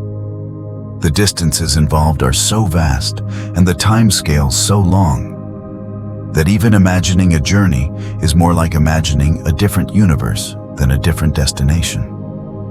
Everything we know about this galaxy comes to us through light alone, filtered through instruments and models. Yet somehow, that is enough for us to draw maps, tell stories, and feel we have visited in our minds. There is a gentle lesson in that, about how we understand places we cannot touch. When you think about familiar locations on Earth, a street in your city, a park you like, a room in your home, you rely on direct experience. You know the sound of footsteps, the feel of the air, the way the light changes during the day. For faraway places, like another country you've never visited, you rely on pictures, videos, descriptions from others. For Alaknanda, the chain is longer. You rely on astronomers' processed images, on their interpretation of colors that your eyes could not see directly, on their reconstructions of shapes that have been distorted by lensing and distance. It might seem at first that such mediated knowledge is fragile, too abstract to feel real. But human beings have been learning about the world this way for a long time. Sailors once drew coastlines they had never walked, based on the reports of others. Map makers sketched mountain ranges based on distant glimpses in the shapes of rivers. Doctors inferred the workings inside the body from surface symptoms and comparisons. In each case, careful observation plus reasoning produced maps of things no one could see entirely at once. Over time, those maps were tested, refined, and trusted. Alaknanda is one more step along that same path, just on a larger scale. We cannot orbit it with a camera, but we can watch how its light is distributed across wavelengths, how its brightness changes from center to edge, how its apparent shape shifts in different filters. From these patterns, with the help of physical laws, we infer a disk, spiral arms, a certain mass and age. We test these inferences against everything else we know about galaxies. Does this pattern of colors match what we expect from a young, star-forming disk? Does the size make sense at its redshift? Do simulations produce similar shapes under plausible conditions? The answer, so far, is yes. There are uncertainties and margins of error, but the broad picture holds. That is why astronomers can speak calmly about Alaknanda as a spiral galaxy in the early universe, and why you can picture it with some confidence even though you will never see it with your own eyes. The map is not perfect, but it is good enough for a mental visit. This way of knowing, indirect, carefully built, never fully complete, repeats at many levels of your own life. You trust that the far side of the moon looks as photographs show it, even if you will never be there. You trust that the deep ocean floor has the shapes sonar charts describe, even if you will never walk on it. You trust that your own brain has the structure MRI images depict, even though you cannot open your skull to check. In each case, you rely on a combination of evidence, consistency, and the humility of models that can be updated when new data comes in. Alaknanda fits into that quiet trust. It is not a belief held on faith alone, it is an understanding supported by repeated patterns. We have seen spirals nearby. We have learned how disks form in simulations. We have measured redshifts and star formation rates in many galaxies. When an object appears that looks like a young spiral at high redshift, we do not start from zero. We place it into an existing framework and see how well it fits. Where it stretches the framework, we adjust the model. Where it matches, we gain confidence that we are on the right track. For a mind trying to rest, this can be reassuring. It means that you do not have to hold every technical detail to feel that the picture is solid. You can trust that a large community of careful people, using tools built over decades, has done the hard work of turning faint infrared smudges into a coherent story about an early spiral galaxy. Your role can simply be to let that story drift through your thoughts, accepting that some of its lines are written in pencil and others in ink, and that all of them can be softened as needed. There is also a kind of kindness in admitting that our maps are incomplete. We know Alaknanda as a certain shape at a certain time. We do not know every star within it, every orbit, every cloud of gas. We will never have a fully detailed, star-by-star account, and we do not need one. The broad picture is enough for the purpose it serves: to show us that spirals existed early, that the universe is capable of building complex structures quickly, that light can carry that fact to us across billions of years. In your own life, you can apply the same attitude to things closer at hand. You do not know every detail of every place, every person, every system you rely on. You have partial, approximate maps, refined over time. When new information comes, you adjust them. You do not need complete certainty to move through the world. You need a good enough picture that can be updated with grace. Alaknanda is an extreme example of this. An object impossibly far away, known only through a string of inferences. And yet the process feels familiar if you look closely. So, as you think about this galaxy, you might let go of any need to get it exactly right. You can hold on to a soft image, a young spiral deep in the past, its light stretched and bent, arriving at us as fine data points that form, when assembled, a quiet map.